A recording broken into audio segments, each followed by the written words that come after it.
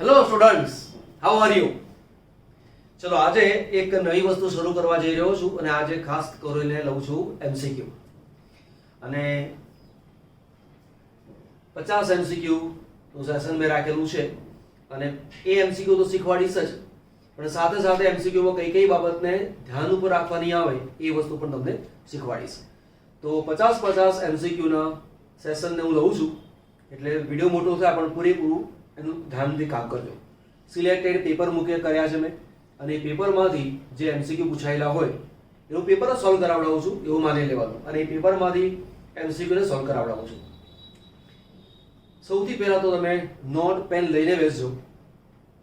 જેવો એમસીક્યુ પૂરું થાય અને મેં તમને જ્યારે એવું કહ્યું હોય કે નોટ ડાઉન કરી લો, સ્ક્રીનશોટ લઈ લો, પણ તમારે સ્ક્રીનશોટ લઈને પોઝ કરી દેવાનું અને પછી એ વર્ક જાતે કરી નાખવાનું અને પછી આગળ જશો તો તમને ઘણા બધા એમસીક્યુ સરસ રીતે આવડશે. બરાબર? ચલો, પ્રશ્ન છે આપણી પાસે, આયનીય ઘન A+B- રોક સોલ્ટની જેમ સ્ફટિકીકરણ પામે છે. જો જ્યારે પણ તમને આ રોક સોલ્ટ એવું લખીને આપેલું હોય તો સમજી લેવાનું કે તેની રચના NaCl જેવી છે.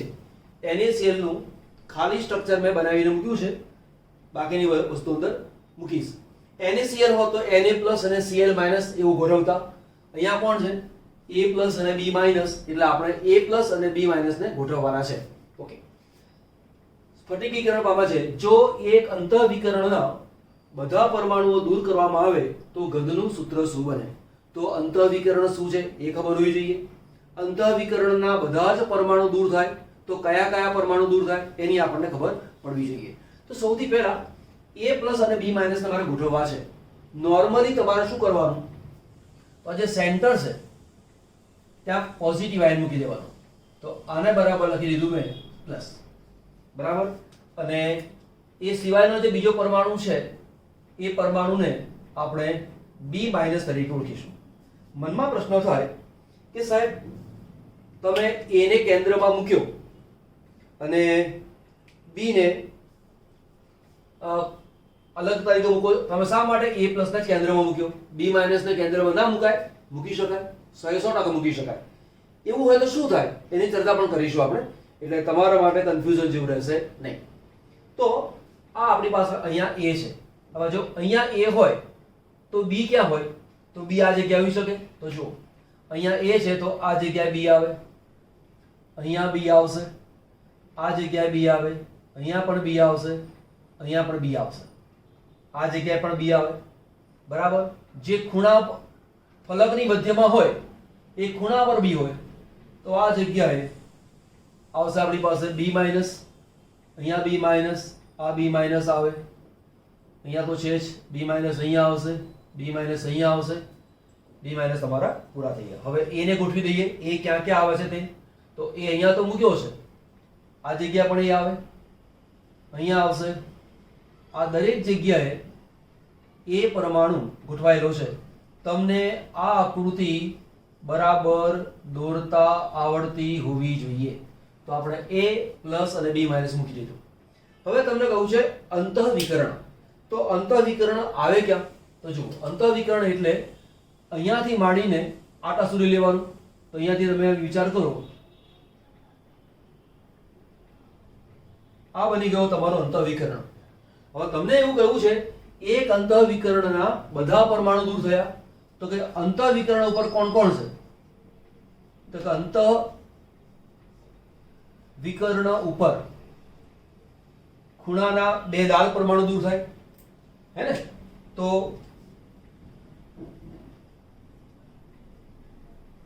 ખૂણા પરથી બે A+ દૂર થાય. બીજું શું થાય? આ કેન્દ્રમાંથી A નીકળી જાય અને મધ્યમાંથી B- દૂર થશે. ખૂણા પરથી B- દૂર થાય અને મધ્યમાંથી A+ દૂર થાય. આ આપણી પાસે ખબર પડી ગઈ. હવે કરવાનું શું? એ દૂર કર્યા પછી શું આપણી પાસે વધે છે તે. તો સૌથી પહેલા આપણે સ્ટાર્ટ કરીશું ખૂણા ઉપરના પરમાણુઓ. ખૂણા પર ગણીશું તો ખૂણા 1 2 3 4 5 6 7 8 દરેક ખૂણાનો ફાળો કેટલો? 1 અષ્ટમાંશ. 8 પરમાણુઓ હોય તો આપણે આવો વિચાર ખબર છે 8 પરમાણુ હોય દરેકનો ફાળો 1 અષ્ટમાંશ તો બરાબર 1 એવું મૂકો છો. પણ એવું ક્યારે? 8 એ 8 ખૂણા ઉપર પરમાણુ આવેલા હોય ત્યારે. પણ અહીંયા તો બે પરમાણુ દૂર થયા, એક આ અને એક આ, બે દૂર થઈ ગયા તો આપણે કહીશું ખૂણા પર ના કુલ પરમાણુ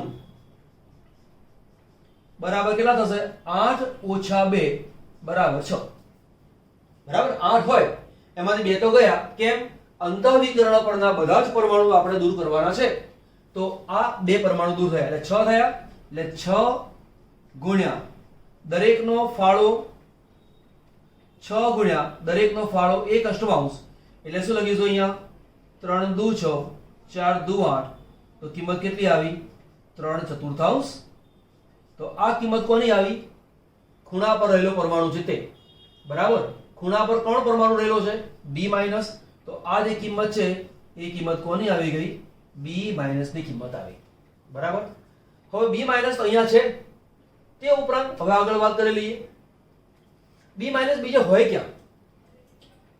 B માઈનસ આ તો રહ્યા, મારી પાસે આટલા B માઈનસ રહ્યા. હજી B માઈનસ છે ક્યાં? તો જો આ બે ને દૂર કર્યા એ સિવાયના B માઈનસ ક્યાં છે? તો B માઈનસ અહીંયા પણ છે, આ જગ્યાએ પણ છે, આ જગ્યાએ છે, આ જગ્યાએ, આ જગ્યાએ. તો જે B માઈનસ પરમાણુ છે એ B માઈનસ પરમાણુ ફલક ઉપર પણ છે. તો B માઈનસ પરમાણુઓ ફલક ઉપર પણ છે. હવે દરેક ફલકનો ફાળો કેટલો? 1/2. ફલકની સંખ્યા કેટલી હોય? 6. તો 6 ગુણ્યા દરેકનો ફાળો 1/2 બરાબર 3. તો આ પણ 3B માઈનસ મારી પાસે છે. તો ટોટલ મારી પાસે B માઈનસ કેટલા? 3/4 B માઈનસ અને 3. તો આવું કહીશું કુલ B માઈનસ બરાબર 3/4 વત્તા 3 બરાબર છેદમાં 4, અહીંયા 3, અહીંયા આવશે 12 અને બરાબર 15/4. આ કિંમત કોની આવી ગઈ? B માઈનસ ની. હવે મારે ગણવું છે A. તો A પરમાણુ આવેલા છે ક્યાં? તો A પરમાણુ એક તો જો ધાર ઉપર આવેલા છે અને મધ્યમાં આવેલા છે. તો A પરમાણુની જે જગ્યા છે તે A પરમાણુઓ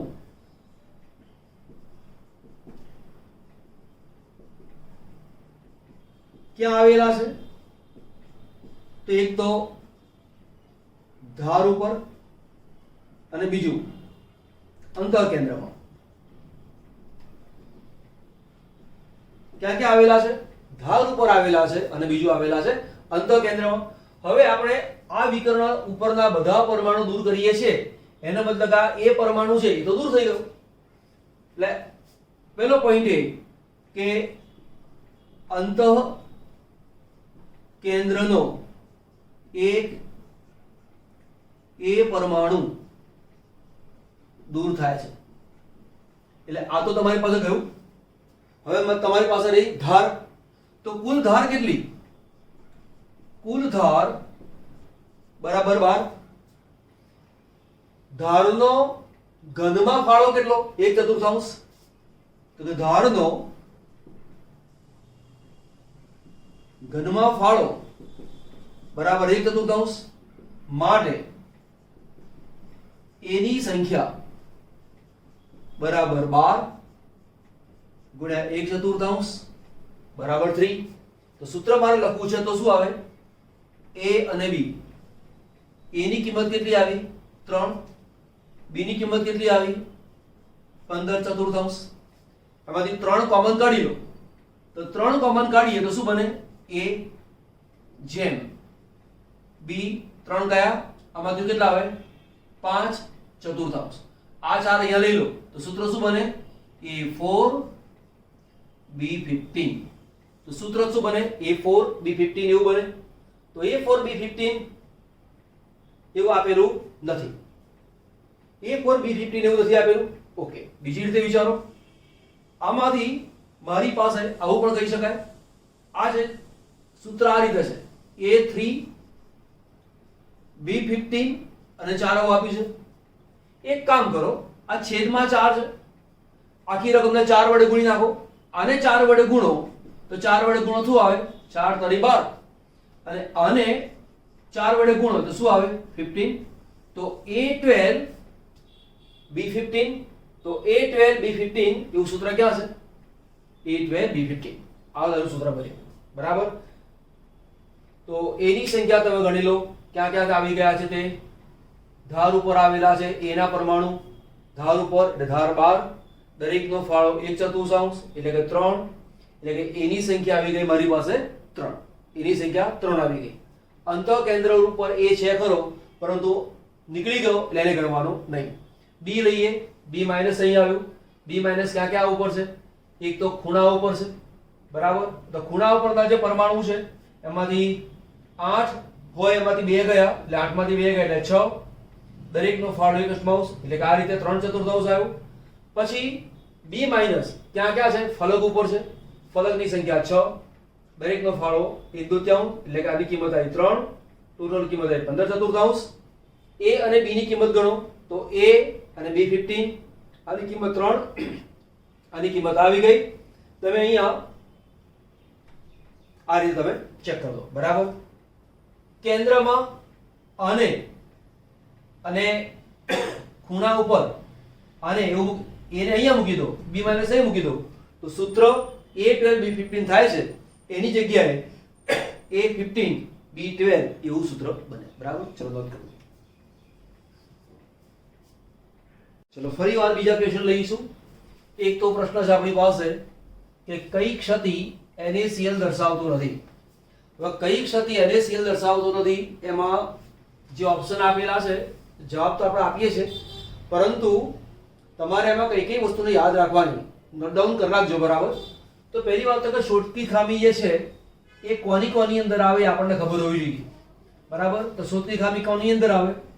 NaCl માં આવે, KCl માં આવે, CaCl માં આવે. બરાબર. આ પેલા મોટા કદના છે. એ ઉપરાંત AgBr ની અંદર પણ આવે. AgBr શોધકી ખામી અને ફ્રેન્કલ ખામી બંને દર્શાવે છે, તેનું ધ્યાન રાખજો. તો કે NaCl આ બધી ખામી દર્શાવે.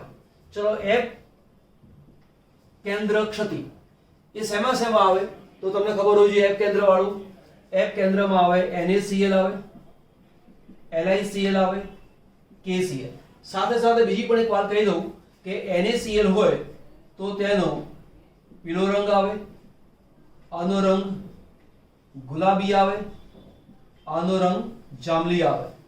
આપણે આ એક MCQ નથી કરતા, એની સાથે ઘણી બધી વસ્તુ સાથે લઈ લીધી. ક્વેશ્ચન એક છે, મારા આખા પેપર એવું થશે કે 50 MCQ લીધેલા છે, પરંતુ 50 ની સામે બીજા 15-20 એક્સ્ટ્રા થઈ ગયેલા હશે જ, અને દરેકે દરેક વસ્તુ MCQ માં આવશે. એટલે મારા 50 MCQ એટલે તમારે ગણી લેવાના. એ 70 MCQ બી હોઈ શકે અને 100 પણ થઈ શકે. સાથે સાથે હું ચર્ચા કરતો જ રહીશ. એટલે પૂરેપૂરા વિડીયોને ધ્યાનથી સમજવાનો, નોટ ડાઉન કરતું રહેવાનું. તો F કેન્દ્ર ક્ષતિ આટલી અંદર આવે. માનો કે તમને MCQ પૂછે નીચેનામાંથી કોણ F કેન્દ્ર ક્ષતિ ધરાવતું નથી, તો આ જે છે એ ધરાવે છે, એના સિવાયનો આપેલો તો ધરાવતું નથી. હવે તો ઘણા બધા પદાર્થો હોય સાહેબ, અમને શું ખબર પડે? આપણે આપણી ટેક્સ્ટ બુક ને ધ્યાનમાં લેવાની. એમ તો આખા દુનિયાની અંદર તમે જોવા જાઓ તો એવા સેંકડો પદાર્થો હોય, હજારો પદાર્થો હોય. આપણે આપણા કોર્સને ધ્યાનમાં લઈને ભણવાનું છે. બરાબર. ચલો અશુદ્ધિ ક્ષતિ. અશુદ્ધિમાં એકની અંદર બીજી વસ્તુ એડ કરીએ છીએ, યાદ આવી જશે. માનો કે NaCl તમને યાદ હશે, અંદર SrCl2 ની અશુદ્ધિ દાખલ કરીએ છીએ. 4%, 2%, 5%, 0.2%, 0.5%. એના એક્ઝામ્પલ પણ આપણી પાસે છે, આવશે તો તમને કરાવડાવીશ. NaCl માં પણ આવે, પછી AgCl માં પણ આ ક્ષતિ જોવા મળે, અને CdCl2 તેની અંદર અશુદ્ધિ ક્ષતિ જોવા મળે. ફ્રેન્કલ ક્ષતિ શેમાં જોવા મળે? તો ફ્રેન્કલ ક્ષતિ તમને જો ખબર હશે, એક તો ZNS, પછી AgCl, AgBr, બરાબર, અને AgI. AgBr અહીંયા પણ હોય, અહીંયા પણ હોય. આને ધ્યાન રાખજો. આ ક્ષતિ ક્યારે જોવા મળે? આલ્કલી હેલાઇડમાં જોવા મળે, જેમાં ધન આયનના કદ ઘણા મોટા છે એમાં જોવા મળે. જ્યારે આવા ધન એના કદ નાના છે તેમાં જોવા મળે. તો પ્રશ્ન શું આવે, કઈ ક્ષતિ NaCl દર્શાવતું નથી? તો આમાં તો NaCl છે, આમાં NaCl છે, આમાં NaCl છે, આની અંદર NaCl નથી. તો આપણો જે જવાબ આવે કયો આવે? ફ્રેન્કલ ગતિ દર્શાવતો નથી. પછી આપણી પાસે પ્રશ્ન છે, કયા સ્ફટિકમાં અક્ષીય અંતરનો સંબંધ અન્યથી જુદો પડે છે? ચલો ધ્યાન આપજો. અહીંયા મારી તમને એક હૃદયપૂર્વકની વિનંતી છે, સૂચન છે, સજેશન છે, તમારે જે ગણવું તે. આ બાબત આપેલો જે કોઠો છે એ તમને કડકડાટ વડે હોવો જોઈએ. દરેકના ઉદાહરણ, કયા સ્ફટિકમાં કઈ રચના જોવા મળે છે તે એને મોડે કરવાનો જ. કેમ કે કઈ વસ્તુ પૂછાય એની કોઈ ગેરંટી નહીં. K2Cl2O7 એકલો પદાર્થ છે? ના, એની સાથે ઘણા બધા પદાર્થ છે. એટલે દરેક પદાર્થમાં કયો ખૂણો, કઈ બાજુ, અક્ષીય અંતર શું આવે, ક્યારે A બરાબર B બરાબર C હોય, ક્યારે ના હોય, એ તમને મોડે હોવું જોઈએ. આ તમારે મોડે કરવાનું. અહીંયા તમે જુઓ, અક્ષીય અંતર KNO3 માં શું છે? A is not is equal to B, is not is equal to C. અહીંયા પણ એવું છે, અહીંયા પણ એવું છે. અને આની અંદર HGS ની અંદર બધા જ સરખા છે, માટે આ આપણો જવાબ આવે. પણ માત્ર આટલો જ ક્વેશ્ચન તમે કરો તો નોંધ કરી રાખો કે ચોપડીનો આ જે કોઠો છે એ દરેક વિદ્યાર્થીએ મોઢે કરવો. દરેક એટલે કે તમારે પોતે, તમે બધા વિદ્યાર્થીઓ, હું એમ કહું કે દરેક વિદ્યાર્થી મોઢે કરવાનો. તમે તો તમારું કામ કરો છો ને, તમે ક્યાં ભણાવો છો? ઓકે, ચલો. કઈ જોડના બંને પદાર્થો અસ્ફટિકમય ઘન છે? ચલો અહીંયા પર મારી સૂચના છે. ચોપડીની અંદર લખાણ સંબંધીની અંદર આ પ્રકારના કયા કયા પદાર્થો સ્ફટિકમય છે, કયા કયા પદાર્થો અસ્ફટિકમય છે, એના ઉદાહરણ આપેલા છે. લખો ક્વેશ્ચનમાં કે ટેક્સ્ટ બુકમાંથી આને અલગ તારવીને લખી રાખવા. આપણે જે તૈયારી કરીએ છીએ એ માત્ર આટલા પેપરની તૈયારી નથી કરતા. આ મારી પાસે ગુજરાત માધ્યમિક શિક્ષણ બોર્ડનું પેપર છે અને એ તમને સોલ્વ કરાવી રહ્યો છું. ત્યાર પછી બીજા પેપર આવશે તો કરાવડાવીશ. પણ આ જે પેપર છે એમાં માત્ર એક ક્વેશ્ચન નહીં વિચારવાનું. તો લખો કે ચેપ્ટર નંબર 1 ની અંદર સ્ફટિકમય અસ્ફટિકમય પદાર્થોના જેટલા ઉદાહરણો છે એને અલગ લખીને મોઢે કરવા. અહીંયા તમે જુઓ, ટેફલોન એ અસ્ફટિકમય પદાર્થ છે, નેપ્થેલિન એ સ્ફટિકમય પદાર્થ છે, આયોડીન સ્ફટિકમય પદાર્થ છે, ક્વાર્ટઝ સ્ફટિકમય પદાર્થ છે, પોલીયુરેથેન આ અસ્ફટિકમય પદાર્થ છે, આ અસ્ફટિકમય પદાર્થ છે. શું પ્રશ્ન છે? કયો અસ્ફટિકમય ઘન છે? તો કે C. સૂકો બરફ એ અસ્ફટિકમય પદાર્થ છે, જ્યારે એમોનિયમ સલ્ફેટ એ સ્ફટિકમય પદાર્થ છે. આયનીય ઘન પદાર્થના ઉદાહરણ મોડે કરવા. લખી રાખો નોંધ. આયનીય ઘન પદાર્થોના ઉદાહરણ મોડે કરવા. બરાબર. સહસંયોજક ઘન પદાર્થના ઉદાહરણ મોડે કરવા. વાંડરવાલ્સ આકર્ષણ કોની કોની અંદર આવે એને મોડે કરવા. હું ફરી એકવાર એકલું ચેપ્ટર 1 એને અલગ લેવાનો છું, એવું એકલું 2 પણ લેવાનો છું. ત્યાં સુધી એક્ઝામ ના આવી જાય તો ઠીક છે, આવી જશે તો તમે જે કામ કર્યું છે તમારે કરવાનું આવશે. તો આ ક્વેશ્ચનને તમારે કરી લેવાના. તો સ્ફટિકમય સ્ફટિકમયના ઉદાહરણ, આયનીય ઘનના ઉદાહરણ મોડે કરવાના. આલ્કલી અથવા આયનીય ઘન જે પદાર્થો છે એના દરેકના ઉદાહરણ. કોણ સહસંયોજક ઘન છે, કોણ આંતર આણ્વીય H1 બનાવે છે, આ બાબત તમને મોડે હોવી જોઈએ. આટલું નોંધ કરો, પછી બીજું કામ કરાવતો. એક્ઝામ્પલ છે 300 કેલ્વિન તાપમાને 3% W/V યુરિયાના જલીય દ્રાવણનું અભિસરણ દબાણ કેટલા બાર થાય? અભિસરણ દબાણનું સૂત્ર આવે એટલે તમને આ ખબર હોવી જોઈએ કે પાઈ ઇઝ ઇક્વલ ટુ W/m/RT. આ સૂત્રની ખબર હોવી જોઈએ. બરાબર. અને અહીં મૂકી દઉં છું V. આ સૂત્ર અને આમ તો ખરેખર ઇન્ટુ I આવું પણ આવે. તો અહીંયા પહેલા તો યુરિયા આપેલું છે. બરાબર. યુરિયાનું આયનીકરણ ન થાય માટે I is equal to 1. તો I ની કિંમત કેટલી આવી ગઈ? 1. તમને R આપેલો છે, R બરાબર 0.08314 બરાબર. T બરાબર તાપમાન આપેલું છે 300 કેલ્વિન બરાબર. આમાં શું લખીશું? લિટર બાર પ્રતિ મોલ કેલ્વિન. પછી અહીંયા T આવી ગયું, V કદ છે. હવે અહીં શું છે? 3% W/V. હવે 3% W/V એટલે કે 3 ગ્રામ યુરિયા. V 100 ml, 100 ml દ્રાવણ. તો અહીં જે V જે છે એ 0.0 લીટર લખવાનું ભૂલવાનું નહીં. છોકરાઓ થાક થઈ જાય છે. અહીંયા આ જે કદ છે એનો એકમ આવે લીટર. આ જે છે તો ml માં છે, એટલે અહીંયા 3 ગ્રામ એટલે W બરાબર કેટલા આયા? 3 ગ્રામ. તો W is equal to 3 ગ્રામ. એમ અણુભાર, યુરિયાનો અણુભાર તમને આપેલો છે જ, તો લખવું જોઈએ M બરાબર 60 ગ્રામ પ્રતિ મોલ. તો આ વસ્તુને તમે જાતે ગણો તો જાતે ગણી શકો છો. તો તમારો જવાબ જાતે ગણો એટલે ખ્યાલ આવી જશે. આમાંથી કોઈ એક હશે આટલું કામ કર્યા પછી જાતે તો કામ થાય ને. જો કે નથી કેવું મારે, આ કિંમત મૂકો, પાઈની કિંમત આવી જશે. અહીંયા એક મારે બીજું સૂચન કરવું છે. કોઈક વાર આ 3% એકલું લખીને આપેલું હોય, પર્સન્ટેજ W/V એવું આપેલું નથી અને માત્ર પર્સન્ટ લખીને આપેલું છે, તો તમારા મનમાં કન્ફ્યુઝન થાય કે સાહેબ પર્સન્ટમાં તો W/W પણ આવે, V/V પણ આવે, W/V બરાબર. તો મારે કયું ગણવાનું? તો જો અભિસરણ દબાણની વાત આવે અને પર્સન્ટ એક જ આપેલા હોય તો તમારે એવું સમજી લેવાનું કે પર્સન્ટેજ W/V જ છે, બીજું કંઈ છે નહીં.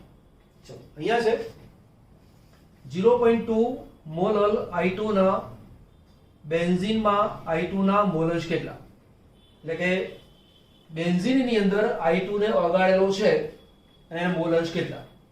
પહેલી વાત તો આનો મીનિંગ તમને ખબર હોવી જોઈએ કે 0.2 મોલલ I2 નું બેન્ઝીનમાં દ્રાવણ, એનો મતલબ શું થાય? એટલે કે 1000 ગ્રામ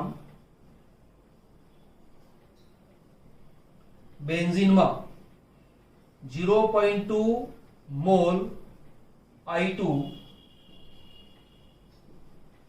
ઓગળેલો છે. હવે તમને કોના મોલસ પૂછેલા છે? I2 ના મોલસ પૂછેલા છે.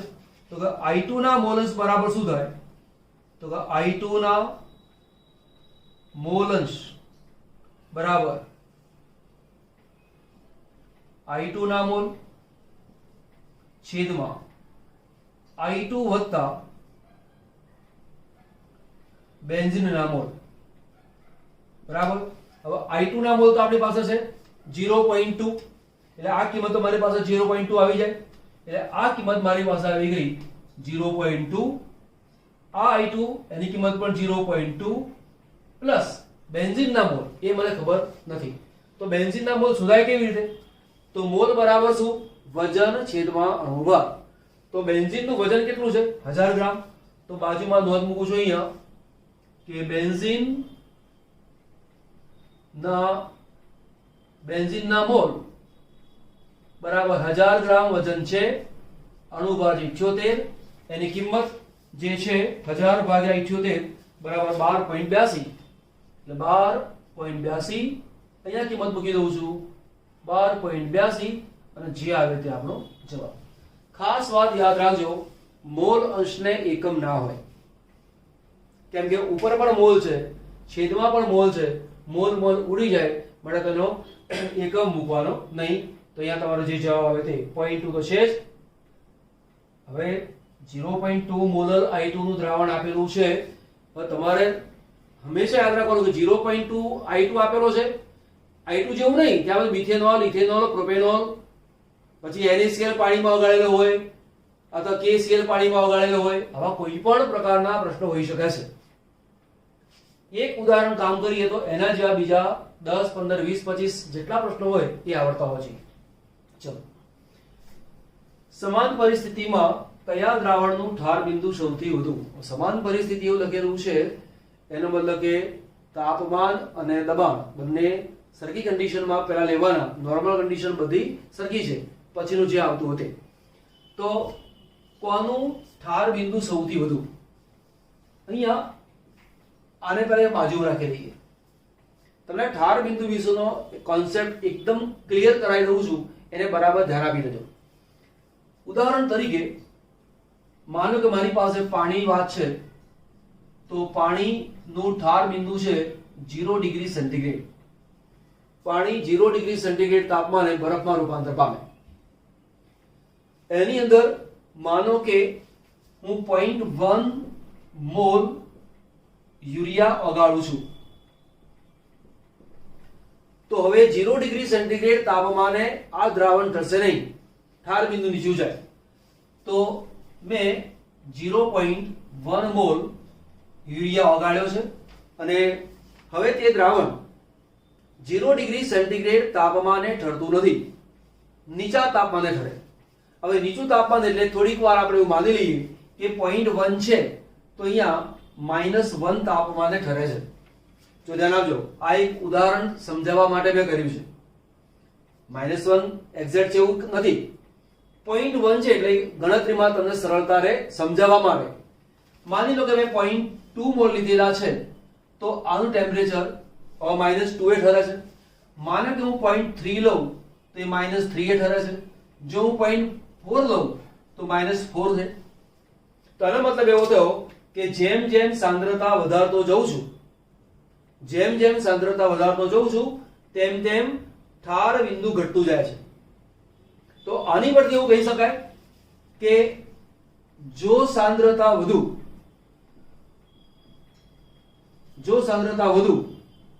તો ઠાર બિંદુ નું અવનયન વધુ. અહીંયા 0 થી -1 અવનયન થયું, અહીંયા 0 થી -2 અવનયન થયું. અવનયન એટલે કે ઘટાડો. અહીં જેટલો ઘટાડો થાય એના કરતા અહીંયા વધારે ઘટાડો, એના કરતા અહીંયા વધારે ઘટાડો, એના કરતા અહીંયા વધારે ઘટાડો. અને આ રીતે આપણે કહી શકીએ કે જેમ સાંદ્રતા વધુ તેમ ઠાર બિંદુ નીચું.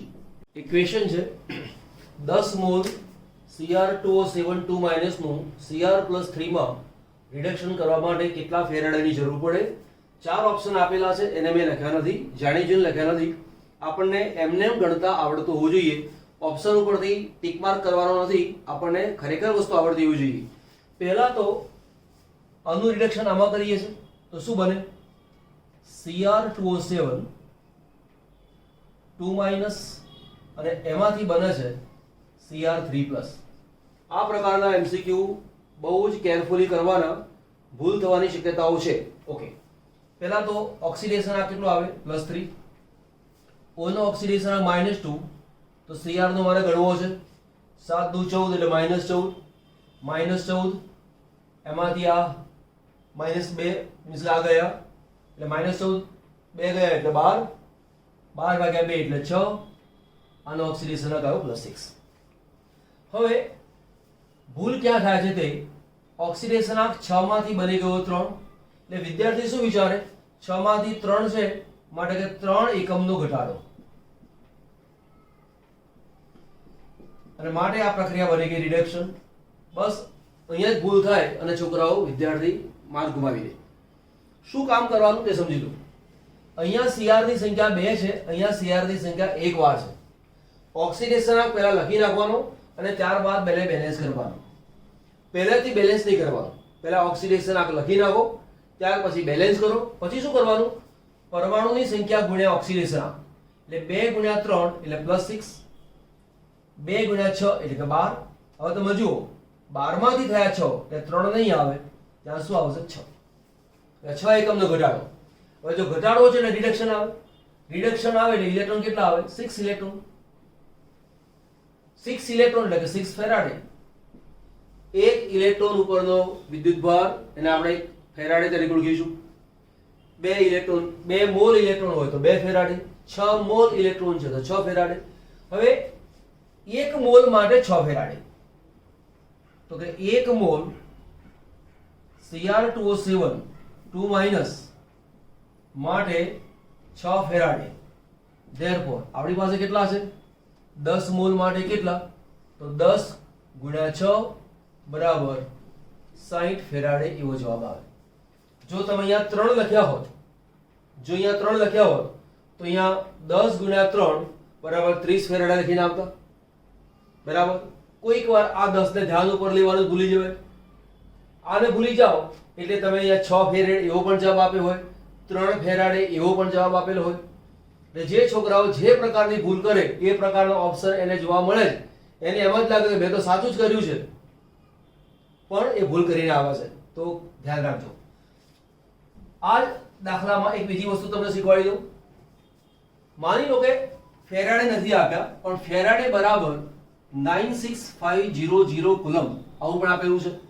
તો કોઈક વાર આ જ દાખલો, આ જ MCQ ફેરાડેના રેફરન્સમાં પૂછેલો ના હોય અને કુલમના અંદર આપેલો હોય તો 60 ફેરાડે છે તો કુલમ ગણવા હોય તો 96500 કુલમ આ રીતે આપેલો હોય. તો આવું ક્યાં ક્યાં આવી શકે એની તમને ખબર હોવી જોઈએ. ઉદાહરણ તરીકે તમને બીજું આપું. તમને માનો કે આપ્યું છે C2O4 2 માઈનસ અને એમાંથી CO2 બનાવો છે. ઓક્સિડેશન આવશે 4 અને ઓક્સિડેશન -2. 4 * 8 માંથી 2 જાય તો 6 6 ભાગ્યા 2 એટલે 3. તો અહીંયા 3 માંથી થયા 4 ને પહેલી દ્રષ્ટિએ 1 એકમનો વધારો છે તેવું કહેવાય. પણ અહીંયા કાર્બન 2 છે, અહીંયા કાર્બન 1 છે, અહીંયા મૂકી દો 2 તો 2 ગુણ્યા 4 એટલે 8, 2 ગુણ્યા 3 એટલે 6, 6 માંથી થયા 2 તો અહીંયા 2 એકમનો વધારો છે માટે પ્રક્રિયા ઓક્સિડેશન થાય. ઓક્સિડેશનમાં ઇલેક્ટ્રોન હંમેશા જમણી બાજુ આવે.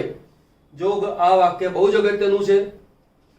જે છોકરાઓ ધ્યાનથી ભણે છે એને કોઈ તકલીફ નથી, પરંતુ કેટલાક છોકરાઓ એવી ગંભીર ભૂલ કરે છે. અનેક વાર અમે પેપર ચેક કરવા ગયેલા તો આવું જોઈએ છે. ઓક્સિડેશન પ્રક્રિયા હોય ઇલેક્ટ્રોન ડાબી બાજુ લખે, રિડક્શન પ્રક્રિયા હોય ઇલેક્ટ્રોન જમણી બાજુ લખે.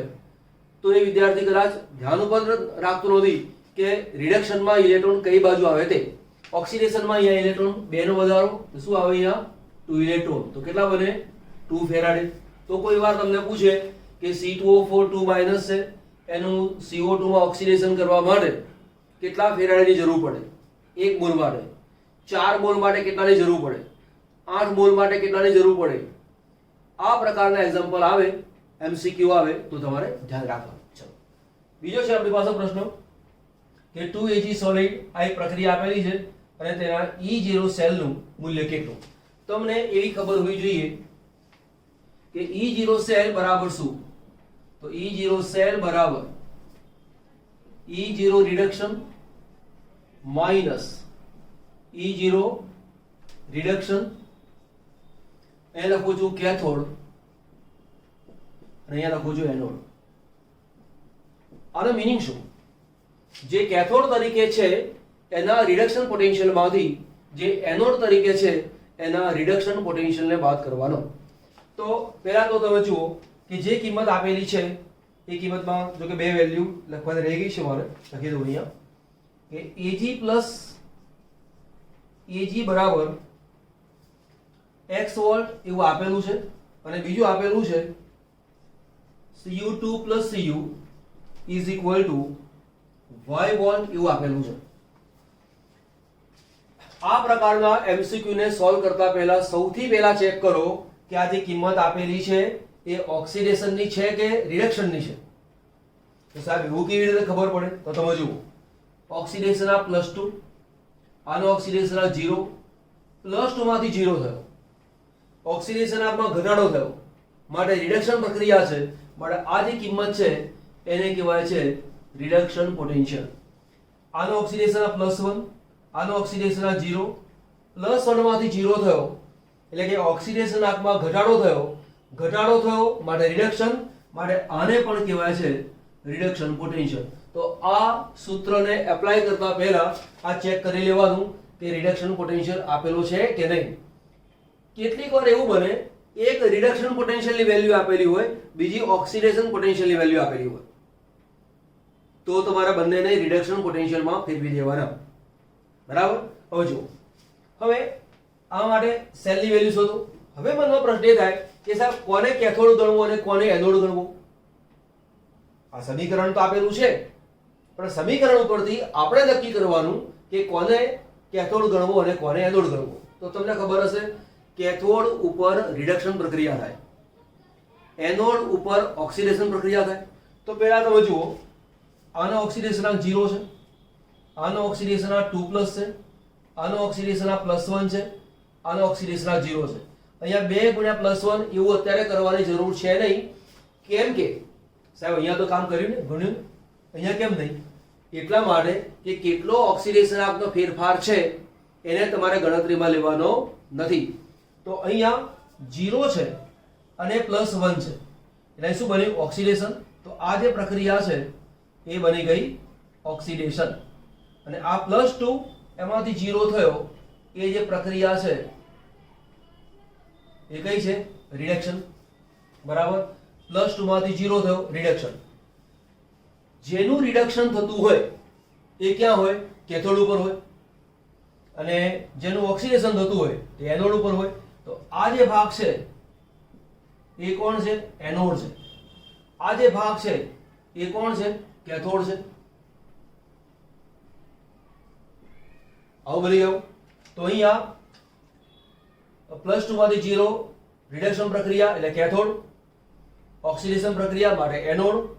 હવે જે કેથોડ તરીકે છે એના રિડક્શન પોટેન્શિયલમાંથી જે એનોડ તરીકે છે એના રિડક્શન પોટેન્શિયલને બાદ કરો તો Cu2 + Cu બરાબર. એનું રિડક્શન પોટેન્શિયલ કેટલો છે? y volt. એટલે અહીંયા મૂક્યો મેં y વોલ્ટ માઈનસ આની કિંમત છે x વોલ્ટ, એટલે x વોલ્ટ. તો કિંમત શું આવે? y - x volt. આ તેનો આન્સર આવે. તો આપણી પાસે જવાબ શું છે? y - x. y - x આ છે કિંમત વોલ્ટ. બરાબર. નોંધ કરી લો. અહીંયા એક બીજી વાત તમને કહી દઉં, ખરેખર આ પ્રક્રિયા થઈ શકે નહીં. કેમ ના થાય તેનું કારણ છે, તમને એવી ખબર હશે કે વિદ્યુત રાસાયણિક કોષ જ્યારે બનાવતા હો છો તો અહીંયા ક્ષાર સેતુ મૂકેલો હોય, એક વિદ્યુત ધ્રુવ અહીંયા હોય. આ પ્રમાણે વિદ્યુત રાસાયણિક કોષની રચના કરીએ છીએ. જમણી બાજુ કોણ હોય? તો કે જેનો રિડક્શન પોટેન્શિયલ વધારે હોય તે જમણી બાજુ હોય. તો કોપર જે છે એનો રિડક્શન પોટેન્શિયલ +0.34 છે અને Ag એનું રિડક્શન પોટેન્શિયલ છે 0.81. તો આ સંજોગોમાં આ વિદ્યુત ધ્રુવ જમણી બાજુ આવે અને આ વિદ્યુત ધ્રુવ ડાબી બાજુ આવે.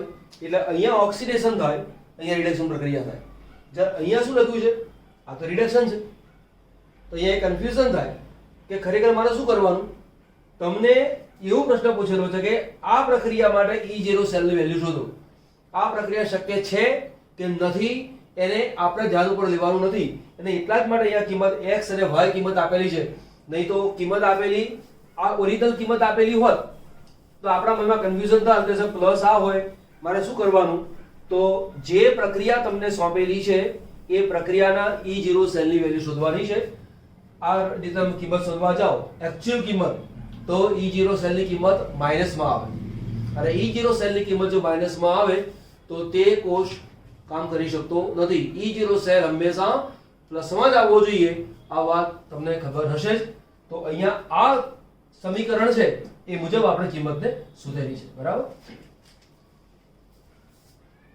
ફરી ક્વેશ્ચન છે કે CuSO4 નું દ્રાવણ નીચેનામાંથી કઈ ધાતુના પાત્રમાં ભરી શકાય?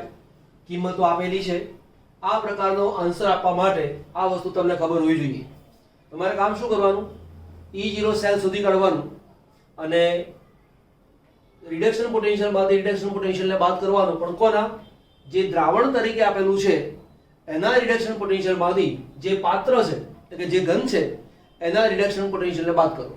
જો કિંમત ધન આવે તો પાત્ર અને દ્રાવણ વચ્ચે રાસાયણિક પ્રક્રિયા થાય અને જો રાસાયણિક પ્રક્રિયા થાય તો તેને ભરી શકાય નહીં. તો તમારે સૌથી પહેલા એ કામ કરવાનું કે આ જે કિંમતો છે એ રિડક્શન પોટેન્શિયલમાં છે કે નહીં એને ચેક કરો. તો પહેલી કિંમત જુઓ, 0 માંથી +2 થયા એટલે આ પ્રક્રિયા શું થઈ? ઓક્સિડેશન.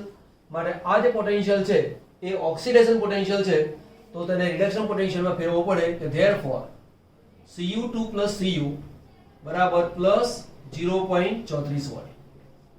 અહીંયા લઈએ ઓક્સિડેશનના 0, ઓક્સિડેશનના +1, 0 માંથી +1 ઓક્સિડેશન થયું.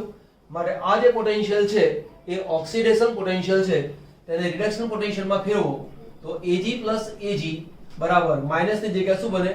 +0.81. અહીંયા +2 છે, અહીંયા 0 છે એટલે રિડક્શન થયું, તો રિડક્શન પોટેન્શિયલ છે જ. આ પણ રિડક્શન છે, રિડક્શન પોટેન્શિયલ +2 માંથી 0 રિડક્શન પોટેન્શિયલ. હવે તમને દ્રાવણ કયું આપેલું છે? CuSO4 નું દ્રાવણ છે.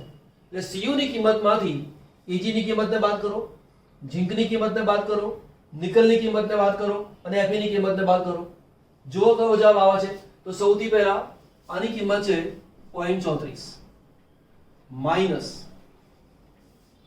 આની કિંમત કેટલી છે? 0.80. તો શું આવશે? માઈનસ 10 માંથી 4 જાય તો 6, 7 માંથી 3 જાય તો 4, આટલા વોલ્ટ કિંમત આવી. કિંમત શું મળ્યું? ઋણ મૂલ્ય છે, માટે પ્રક્રિયા ન થાય, માટે ભરી શકાય. બરાબર. તો ઋણ મૂલ્ય છે માટે ભરી શકાય. તો શેમાં ભરી શકાય? Ag માં. હવે આપણે Ag નું કામ પૂરું થયું, ઝીંકને બાદ કરી લઈએ. તો 0.34 માઈનસ ઝીંકની કિંમત -0.76 માઈનસ માઈનસ પ્લસ પ્લસ કિંમત હશે, આનો જવાબ આવશે +1.1 માટે ભરી ન શકાય. ચલો નિકલની કિંમતને જોઈ લઈએ. 0.34 માઈનસ નિકલની કિંમત કેટલી છે? -0.25 માઈનસ માઈનસ પ્લસ થશે, આની કિંમત કેટલી આવશે? 5 ને 4 9, 2 ને 3 5, 0 કિંમત કેટલી છે? પ્લસ, માટે ભરી ન શકાય. Fe માં જોઈ લઈએ. અહીંયા પણ 0.34 માઈનસ -0.44 બરાબર પ્લસ 4 ને 4 8, 7.0 માટે ભરી ન શકાય. આના માટે એક સરળ પદ્ધતિ શીખવાડું. આ પદ્ધતિ તો છે જ, પણ એક કામ કરો, બધાને રિડક્શન પોટેન્શિયલના ઉતરતા ક્રમમાં ગોઠવી દો. તો સૌથી મોટી વેલ્યુ કોની છે? તો Ag + Ag બરાબર +80 પ્લસ કિંમત, Cu2 + Cu બરાબર છે +0.34, આ બધા વોલ્ટમાં છે. એનાથી ઓછું કોણ છે? નિકલ છે. નિકલ અને Ni બરાબર -0.25 વોલ્ટ. પછી મારી પાસે Fe2 પ્લસ છે, અહીંયા Fe છે -0.44 વોલ્ટ, અને ત્યાર પછી છે Zn2 પ્લસ Zn -0.76 વોલ્ટ. ધ્યાન આપજો, અહીંયા ઉપરનું પાત્ર હોય એટલે Ag નું પાત્ર હોય તો તેની અંદર એનાથી નીચેની જેટલી વેલ્યુ આવતી હોય એના દ્રાવણને ભરી શકાય, રિએક્શન ના થાય. ફરીવાર રિડક્શન પોટેન્શિયલના ઉતરતા ક્રમમાં ગોઠવી દેવાનું. એમાં જે ઉપર આવતું હોય એના પાત્રમાં તેનાથી નીચેના કોઈ પણ દ્રાવણને તમે ભરો તો ભરી શકાય, પ્રક્રિયા ના થાય. હવે કોપર છે, કોપરનું પાત્ર છે, તો કોપરના પાત્રમાં આ દ્રાવણ ભરી શકાય, પરંતુ આ દ્રાવણ ના ભરી શકાય. નિકલનું જે પાત્ર છે તો આ અને આ દ્રાવણ ભરી શકાય, આ બે ભરી શકાય નહીં. Fe નું પાત્ર છે તો આ દ્રાવણ ભરી શકાય, 1, 2 ને 3 દ્રાવણ ભરી શકાય નહીં. પણ જો ઝીંકનું પાત્ર છે તો તેમાં આ દ્રાવણ કે આ દ્રાવણ હોય તો ભરી શકાય નહીં. તો જે સૌથી નીચે છે એના પાત્રમાં ઉપરવાળાનું કોઈ પણનું દ્રાવણ ભરી શકાય નહીં. ફરીવાર, જે સિરીઝની અંદર સૌથી છેલ્લે આવતું હોય એના પાત્રની અંદર ઉપરવાળા પદાર્થોના દ્રાવણ ભરી શકાય નહીં, અને ઉપલું જે પાત્ર હોય એને તેની નીચેના જે દ્રાવણો આપેલા હોય એને ભરી શકાય. તો આ વાતને બરાબર ધ્યાનમાં લેવાની. આવી બાદબાકી કરવાની કદાચ ના આવે તો પણ આવા ઘણા બધા પ્રશ્નો પૂછી શકાય. જેમ કે તમને આ પ્રશ્ન આવો પૂછ્યો હોય કે AgNO3 નું દ્રાવણ નીચેનામાંથી કયામાં ભરી શકાય, કયામાં ન ભરી શકાય. એ પ્રમાણે તમને પૂછે ઝીંક સલ્ફેટનું દ્રાવણ કયા પાત્રમાં ભરી શકાય, કયામાં ન ભરી શકાય. પ્રશ્ન ગમે તેવો હોય, કોન્સેપ્ટ આટલો છે. E0 શોધી કાઢો. દ્રાવણમાંથી જે સોલિડ અવસ્થામાં છે એના રિડક્શન પોટેન્શિયલને બાદ કરો. જો વેલ્યુ પ્લસ આવે તો પ્રક્રિયા થાય માટે ના ભરી શકાય. ઋણ આવે અથવા 0 આવે તો પ્રક્રિયા ના થાય માટે ભરી શકાય. આને નોંધ કરો. પ્રક્રિયાની આણ્વિકતા માટે કયું મૂલ્ય સુસંગત છે? પહેલા તો સમજો, આણ્વિકતા એ હંમેશા પૂર્ણાંકમાં જ હોય, બરાબર? તો આ 0 છે, આણ્વિકતા ના આવે, -2 ના આવે, અપૂર્ણાંક ના આવે, તો જવાબ કયો આવે? બી. આ તો આ છે, આપણે એવું વિચારવાનું નહીં, આ રીતે આપેલું છે. પરંતુ પ્રક્રિયા ક્રમ 0 હોઈ શકે, અપૂર્ણાંક હોઈ શકે, ધન અને ઋણ પણ હોઈ શકે, પરંતુ આણ્વિકતા હંમેશા ધન કિંમત આવે અને પૂર્ણાંક સંખ્યા જ આવે. આ વસ્તુને ધ્યાન આપો. કોઈ એક પ્રક્રિયાનો વેગ અચળાંક આપેલો છે, તો એ પ્રક્રિયાનો ક્રમ કયો? ઓપ્શન આપેલા છે, ઓપ્શન મેં લખ્યા નથી, એની ટેકનિક તમને ખબર હોવી જોઈએ. તમને આ કિંમતને જોવાની જ નથી, તમારે જોવાનું છે એકમ. મેં એવું સૂત્ર આપ્યું હતું એકવાર કે 1 - n બરાબર મોલની ઘાત. આ સૂત્ર તમારે મૂકી દેવાનું. તો 1 - n મોલની ઘાત કેટલી છે? -2. તો 1 + 2 = n. તો કયા ક્રમની પ્રક્રિયા છે? તૃતીય ક્રમની પ્રક્રિયા. કોઈક વાર આ મોલ આપ્યું જ ના હોય, દાખલા તરીકે આ આપ્યું જ નથી અને માત્ર સેકન્ડ ઇન્વર્સ એવું આપેલું છે, તો તે વખતે શું કરવાનું? તો ધ્યાન આપો. અહીંયા મોલની ઘાત, જો તમને આ આપેલું નથી તો મોલ ઘાત છે જ નહીં, તો મોલની ઘાત બરાબર 0 મૂકી દેવાનું. તો તે સંજોગોમાં 1 - n બરાબર 0 થાય તો 1 = n. તો તે કયા ક્રમની પ્રક્રિયા થાય? પ્રથમ ક્રમની પ્રક્રિયા થાય.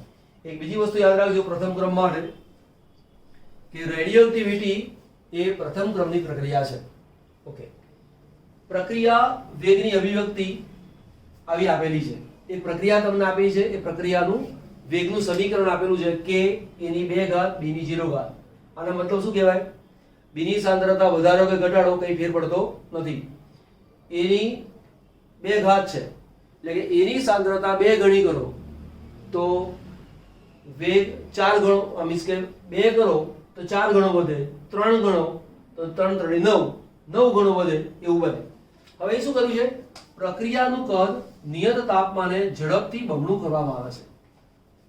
હવે કદ બમણું કરવું એટલે શું? તો જુઓ, માની લો કે આપણી પાસે આ પાત્ર છે, આટલું એ 1 લિટર કદ છે અને આટલા સુધી હોય તો એ 2 લિટર કદ છે એવું માનો. અને આ જગ્યાએ પિસ્ટન છે અને અહીંયા 1 મોલ વાયુ છે. તો આપણને કોઈ પૂછે કે આની સાંદ્રતા કેટલી, તો હું એવું કહીશ 1 મોલ પ્રતિ લિટર. 1 મોલ પ્રતિ લિટર. કેમ કે આ 1 મોલ વાયુ છે અને 1 લિટર કદ છે, માટે સાંદ્રતા 1 મોલ પ્રતિ લિટર. પણ હું આ ભાગ કાઢી નાખું તો આ 1 મોલ વાયુ કેટલામાં આવી ગયો? 2 લિટરમાં આવ્યો. તો સાંદ્રતા કેટલી થઈ? 1/2 મોલ પ્રતિ લિટર. તો કહેવાનો મતલબ એ છે કે કદ બમણું કરીએ તો સાંદ્રતા અડધી થઈ જાય. બરાબર? આ કોન્સેપ્ટને ધ્યાન ઉપર રાખજો. હવે આપણે એક કામ કરી લઈએ. શરૂઆતની વાત લખું છું, વેગ v1, શરૂઆતનો વેગ. અહીંયા લખું છું કે અહીંયા a ની 2 ઘાત અને b ની 0 ઘાત. અને પછીની કિંમત છે v2. એનો વેગ કેટલો છે ખબર નથી. હવે કરવાનું શું છે? પાત્રનું કદ ઝડપથી બમણું કરવામાં આવે છે. એટલે પાત્રનું કદ બમણું કરીએ તો સાંદ્રતા કેવી થાય? અડધી થાય. તો આ A જે છે એની સાંદ્રતા પહેલા A હતી, A ભાગ્યા 2 કરી દો, અને આની સાંદ્રતા B હતી એટલે પણ ભાગ્યા 2 કરી દો. તો આ તો 0 ઘાત છે, એટલે 0 ઘાતને તમારે ધ્યાન ઉપર લેવાની હોતી નથી. અત્યારે ભલે મેં બોર્ડ ઉપર લખેલું છે પણ તેને ધ્યાન ઉપર લઈશું નહીં, ગણતરીમાં ઉડી જશે. કાની 0 ચલ આટલા બરાબર લખી દઈએ કે v1 = k, અહીંયા લખું છું a ની 2 ઘાત, આને લેવાનું નહીં, 0 ઘાત છે માટે. v2 બરાબર k a ની 2 ઘાત, અહીંયા પણ 2 આવશે, અહીંયા પણ 2 આવશે, આને મૂકીશું નહીં. હવે બેનો ગુણોત્તર લઈ લો તો v1 = k a ની 2 ઘાત છેદમાં v2 = k a ભાગ્યા 2 એની 2 ઘાત, આ કેન્સલ. therefore v1/v2 = a ની 2 ઘાત, અહીંયા a ની 2 ઘાત, આ છેદમાં 2 છે, 2 ની 2 ઘાત એટલે કેટલા ઘાત? 4, એટલે અહીં આવશે 4. therefore a2 a no square નીકળી ગયો, તો v1/v2 = શું આવ્યું? 4. therefore v2 બરાબર v1/4. સાહેબ v2 નો સૂત્ર કરતા કેમ બનાવ્યો? v1 નો સૂત્ર કરતા કેમ ના બનાવ્યો? તો તમારો જવાબ એવો છે કે ફેરફાર કર્યા પછીનો v2 ગણવાનો, બરાબર? તો ફેરફાર કર્યા પછી ની જો વાત કરીએ, v એટલે વોલ્યુમ નથી, v એટલે વેગ, એટલે વેગનો v નથી મૂક્યો. વેગ એટલે v એવું નહીં, વેગમાં વ આવે એટલે v, વેલોસિટી એટલે વેગ, અને વેલોસિટી નો v મૂક્યો છે. તો જે પછીની જે વેલોસિટી છે એ કેટલી થાય? ચોથા ભાગની થાય. તો વેગ 4 ગણો ઘટે. શરૂઆતનો જેટલો વેગ હતો એના ચોથા ભાગનું થઈ જાય એટલે વેગ 4 ગણો ઘટે. બરાબર? નોટ ડાઉન કરો. ચલો ફરી છે આપણી પાસે નીચેનામાંથી કયું અધિશોષણનું ઉદાહરણ છે? તો પાણીના સંપર્કમાં રહેલો એમોનિયા વાયુ અધિશોષણમાં સપાટી ઉપર વાયુ અધિશોષાય, પણ આ NH3 તો પાણીમાં સંપૂર્ણ રીતે ઓગળી જાય છે અને NH4 OH બનાવી દે છે, તો એ અધિશોષણની પ્રક્રિયા નથી અને પૂરેપૂરું ભળી જાય છે એટલે એવું કહેવાય શોષણ થઈ જાય. પાણીના સંપર્કમાં રહેલો સુતરાઉ કાપડનો ટુકડો, તો સુતરાઉ કાપડ પાણીને પોતાની અંદર સંપૂર્ણ રીતે શોષી લે છે. અધિશોષણમાં શું આવે? આ પદાર્થ છે તે માત્ર સપાટી ઉપર જ આકર્ષે, અંદર સુધી આકર્ષે નહીં. બરાબર? પછી પાણીના સંપર્કમાં રહેલો નિર્જળ CaCl2, CaCl2 હોય, આ CaCl2 છે, અને એના સંપર્કમાં જો પાણી આવે તો પાણીને પૂરેપૂરું એ શોષી લે છે, એટલે શોષણની ઘટના થઈ. પાણીની બાષ્પના સંપર્કમાં રહેલ સિલિકા જેલ, તો જો સિલિકા જેલ છે તો માત્ર સપાટી ઉપર જ પાણી એટલે ભેજના અણુ આવશે, અંદરથી સુધી આવશે નહીં, માટે આપણો ઓપ્શન આવશે આ રીતે. ત્યાર પછી છે ચીઝ એ કયા પ્રકારનું કલિલમય દ્રાવણ છે? તો પ્રવાહી અને ઘન. ચીઝ તમે જોયેલું છે, સોલિડ ભાગ છે એમાં પ્રવાહી, ચરબીનો ભાગ છે એ અંદર અધિશોષાયેલો ભાગ છે. એક આ સારો ક્વેશ્ચન છે. KI ની અંદર વધુ પ્રમાણમાં AgNO3 અને AgNO3 માં વધુ પ્રમાણમાં KI છે. ઉપર દર્શાવેલ આકૃતિમાં AgI ના કલિલ મળે છે. જો આ પ્રશ્નનો જવાબ આપતી વખતે ઘણી વખતે શું થાય, જવાબ આવડતો હોય એની ઉતાવળની અંદર તમે ખોટું કરીને આવો. અહીંયા એક વસ્તુ શીખવાડું તો જાણજો કે Ag અને I બેની વચ્ચે પ્રક્રિયા થવાના કારણે AgI આ અવક્ષેપ તરીકે મળે. જો તેમાં વધુ પ્રમાણમાં Ag ઉમેરો છો તો વધારાનો Ag જે છે એ આ જગ્યાએ તેની પર જમા થઈ જાય. એ જ પ્રમાણે આ કોની વાત છે? P ની વાત છે. Q માં શું થાય? AgNO3 માં Ki ઉમેરો તો I અને Ag બેની વચ્ચે પ્રક્રિયા થવાના કારણે AgI નો અવક્ષેપ મળે, પણ વધારે ઉમેરો છો Ki તો આ જે I છે એ તેની સપાટી ઉપર ફરીવાર અધિશોષિત થાય. તો અહીંયા ધનભાર આવવાના કારણે એ જે કલિલ બને એ કેવું બને? ધનભારિત બને. અહીંયા છે એ કેવું બને? ઋણભારિત બને. હવે ભૂલ શું થાય? પાત્ર P માં એટલે કે આમાં કલિલ પર ધન વીજભાર થશે, ધન વીજભાર થાય છે એટલે તરત જ આપણે ઉપર માર્કિંગ કરી દઈએ. પણ બીજું પણ એ તો સાચું છે જ, બી પણ સાચું છે. પાત્ર બી માં કલીલ પર ઋણ વીજભાર આવે તો ઋણ વીજભાર આવે જ છે, તો એ પણ સાચું છે, બી પણ સાચું છે. તો ઉતાવળ કરીને કામ નહીં કરવાનું. પાત્ર પી માં એટલે કે આમાં કલીલ પર ઋણ વીજભાર થશે તો શું છે અહીંયા ધન, આ તો ખોટું જ છે. આ સાચું છે, આ સાચું છે, અને એવું દર્શાવનારો ઓપ્શન કયો છે? ડી. આ પ્રકારની પ્રેક્ટિસ તમને હોવી જોઈએ. ચલો ડન કરો. ચલો ધ્યાન આપીશું. જે એમસીક્યુ આપણી પાસે કરવાના છે એમાંથી આ પેપરમાં જે ઇઝી જે છે એને હું કરાવડાવીશ નહીં. તમને વાંચવાથી અથવા સીધી માહિતીથી ખબર પડી જાય એવા છે. પરંતુ ઓર્ગેનિકના જે એમસીક્યુ છે એમાં થોડુંક દિમાગ લગાવવાનું હોય છે. તો એ લોજિકવાળા જે એમસીક્યુ છે એ ખાસ કરેલી છે. પ્રશ્ન છે આપણી પાસે, કોણ ઇલેક્ટ્રોન અનુરાગી નથી? ઇલેક્ટ્રોન અનુરાગી કોને કહેવાય?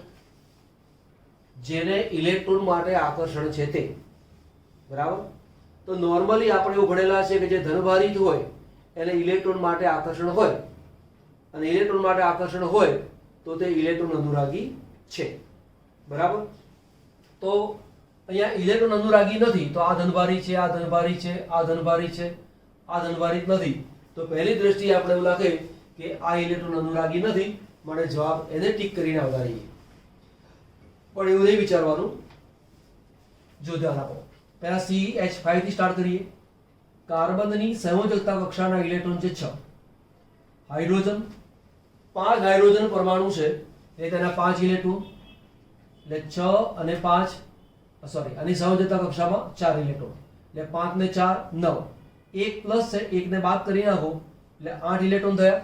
તો કાર્બનની આજુબાજુ અષ્ટક કમ્પ્લીટ છે માટે તેને ઇલેક્ટ્રોન માટે આકર્ષણ નથી, માટે આ ઇલેક્ટ્રોન અનુરાગી નથી. આ ઓપ્શન આવી ગયો. બાકીના બી ચેક કરી લઈએ આ ઇલેક્ટ્રોન અનુરાગી છે કે નહીં તે. NO2+ ને આની બહાર રચના લખવાની હોય તો કેવી રીતે લખાય? તો જુઓ, N એની સંયોજકતા કક્ષાના ઇલેક્ટ્રોન કેટલા આવે? 5. ઓક્સિજન એની સંખ્યા મારી પાસે 2 છે. ઓક્સિજનની સંયોજકતા કક્ષાના ઇલેક્ટ્રોન થાય 6. એવા 2 એટલે 6 ગુણ્યા 2 એટલે 12, એટલે અહીંયા આવશે 12. 12 ને 5 17. 17 માંથી એક નીકળી જાય એટલે -1 એટલે કેટલા ઇલેક્ટ્રોન આવે? 16. હવે એની રચના શું થાય? N ઓક્સિજન ઓક્સિજન આનો વીજભાર છે પ્લસ. હવે જે 16 છે એમાં ઇલેક્ટ્રોનની ગોઠવણી થાય અહીંયા 2 4 5 6 7 8 9 10 11 12 13 14 15 16. આ તેની રચના થઈ ગઈ. બરાબર. તો અહીંયા 2 2 4 2 6 2 8 આનું અષ્ટક કમ્પ્લીટ થઈ ગયું. 2 2 4 2 6 અષ્ટક. હવે આ જે તો 2 2 4 ને 2 6 અષ્ટક કમ્પ્લીટ નથી. તો અહીંયા n ઉપર તમે જો પ્લસ મૂકી દો આ કાઢીને તો એનું અષ્ટક પૂરું થતું નથી. 16 ઇલેક્ટ્રોન ગણવાના છે. 2 2 4 2 6 2 8 2 10 2 12 2 14 2 16 અહીંયા આવશે. તો આ n જે છે એની પાસે અષ્ટક કમ્પ્લીટ નથી, અને પરિણામે આ n એ ઇલેક્ટ્રોન માટે આકર્ષણ ધરાવનારો છે, માટે આ ઇલેક્ટ્રોન અનુરાગી છે. ચલો BF3 લઈએ. BF3 ની અંદર બોરોનનો પરમાણુ ક્રમાંક 5, એની ઇલેક્ટ્રોન રચના છે 2s2p1. તો બોરોનની સંયોજકતા કક્ષાની અંદર 3 ઇલેક્ટ્રોન, તેની સાથે F જોડાયેલા છે. તો બોરોન એની સાથે એક F, બીજો F અને ત્રીજો F. Boron F, boron F, boron અને F. તો બોરોનની આજુબાજુ તમે જુઓ 2 2 4 અને 2 6 ઇલેક્ટ્રોન છે. તો અષ્ટક હજુ પૂર્ણ નથી, માટે આ બોરોન ઇલેક્ટ્રોન માટે આકર્ષણ ધરાવનારો છે, માટે આ પણ ઇલેક્ટ્રોન અનુરાગી છે. CH3CO+. તો CH3CO+ લખાય કેવી રીતે? CH અહીંયા C ડબલ બોન્ડ ઓક્સિજન અને પ્લસ આની જો રચના તમે ગણવા જાઓ તો H CH H carbon oxygen, કાર્બનના 2 ઓક્સિજનના 2 ઇલેક્ટ્રોન, કાર્બનનો 1 ઇલેક્ટ્રોન, કાર્બન ઇલેક્ટ્રોન, ઓક્સિજનના 2 2 4 અને 2 6. તો અહીંયા ઓક્સિજનની આજુબાજુ અષ્ટક કમ્પ્લીટ થઈ ગયું. હાઇડ્રોજન કાર્બન હાઇડ્રોજન કાર્બન આ ઇલેક્ટ્રોન થયો. તો અહીંયા અષ્ટક કમ્પ્લીટ છે, અહીંયા અષ્ટક કમ્પ્લીટ છે. અહીંયા તમે જોવા જાઓ તો કાર્બનનું અષ્ટક કમ્પ્લીટ નથી એટલે એ ઇલેક્ટ્રોન માટે આકર્ષણ ધરાવનારો છે, તો આ ઇલેક્ટ્રોન અનુરાગી છે, આ ઇલેક્ટ્રોન અનુરાગી છે, આ ઇલેક્ટ્રોન અનુરાગી છે, આ ઇલેક્ટ્રોન અનુરાગી નથી. એક બહુ જ સરસ ક્વેશ્ચન છે. આની પ્રક્રિયા પૂરી કરો. HBr સાથેની પ્રક્રિયા પૂરી કરવાની આવે તો માર્કોનિકોવનો નિયમ કામ કરે. માર્કોનિકોવના કામમાં શું થાય? તો બે વચ્ચે ડબલ બોન્ડ છે, આની પાસે ઓછા હાઇડ્રોજન છે, આની પાસે વધુ હાઇડ્રોજન છે, બરાબર? એટલે એવું કહેવાય આ કાર્બન ઓછો વિસ્થાપિત છે એવું કહેવાય, આ કાર્બન વધુ વિસ્થાપિત છે એવું કહેવાય. આ વાક્ય ફરી બોલું છું, જણાવજો. આની પાસે વધુ હાઇડ્રોજન છે અથવા આ કાર્બન ઓછો વિસ્થાપિત છે એવું કહેવાય. ઓછો વિસ્થાપિત એવું કેમ? આ કાર્બનની સાથે કાર્બન ઓછા જોડાયેલા છે અને એની જગ્યાએ શું જોડાયેલું છે? H. એવું કહેવાય જેમ H વધારે જોડાયેલા હોય, જેમ H વધારે જોડાયેલા હોય એમ ઓછો વિસ્થાપિત છે તેવું કહેવાય. તો અહીંયા આ કાર્બન છે, ઓછા હાઇડ્રોજન પાસે Br માઇનસ જોડાય, વધુ હાઇડ્રોજન પાસે H જોડાય. તો નોર્મલ શું કરીએ? અહીંયા આપણે Br જોઈન કરીએ, અહીંયા H જોઈન કરીએ અને ડબલ બોન્ડ કાઢી નાખો. તો Br અહીંયા આવે, H અહીંયા આવે, એવો ઓપ્શન એ આપેલો હશે પણ તે ખોટો પડે. તો શું કરવાનું એને સમજો. આ બહુ જ અગત્યનું છે એને ધ્યાન આપજો. ડબલ બોન્ડ છે, HBr સાથેની આ જે પ્રક્રિયા છે એ માર્કોનિકોવના નિયમ પ્રમાણે કામ કરે પણ તેમાં કાર્બોકેટાયન બને. શું બને? તેમાં કાર્બોકેટાયન બને. તો પહેલા કાર્બોકેટાયન બનાવવો પડે. તો CH3, અહીંયા છે CH, અહીંયા છે CH3, અહીં લખું છું H આ રીતે. આ છે કાર્બન, અહીંયા છે હાઇડ્રોજન, ડબલ બોન્ડ અને CH2. માની લો કે આ H પ્લસ અને Br માઇનસ મારી પાસે છે. પહેલા હું H પ્લસ ને જોડું છું. જો H પ્લસ અહીંયા જોડી દઉં આ રીતે તો આ ડબલ બોન્ડ કેન્સલ થઈ જાય અને પ્લસ અહીંયા આવે. બીજી શક્યતા CH3, CH, અહીંયા છે CH3, અહીંયા છે CH, ડબલ બોન્ડ CH2. જેમ H આપણે અહીંયા જોડ્યો એમ H અહીંયા જોડી લઈએ તો આ ડબલ બોન્ડ કેન્સલ થઈ જાય, આ પ્લસ બની જાય. આ કાર્બન બીજા એક જ કાર્બન સાથે જોડાયેલો છે માટે આને પ્રાથમિક કાર્બોકેટાયન કહેવાય. આ કાર્બન પાસે બે કાર્બન જોડાયેલા છે માટે આ દ્વિતીયક કાર્બોકેટાયન કહેવાય. માટે આના કરતાની સ્થિરતા વધારે છે માટે આ મુખ્ય નિપજમાં આવશે નહીં. એટલે પહેલા લીધું આપણે આ. હવે દ્વિતીયક કાર્બોકેટાયન બને પણ કાર્બોકેટાયનમાં એવું છે કે જો દ્વિતીયકની જગ્યાએ તેને તૃતીયક કાર્બોકેટાયન બનવા મળતું હોય તો તે તૃતીયક કાર્બોકેટાયન બનવા માટે પ્રયત્ન કરે. તો તમે જુઓ, જો આ H મીન્સ કે આ પ્લસ આ જગ્યાએ આવી જાય,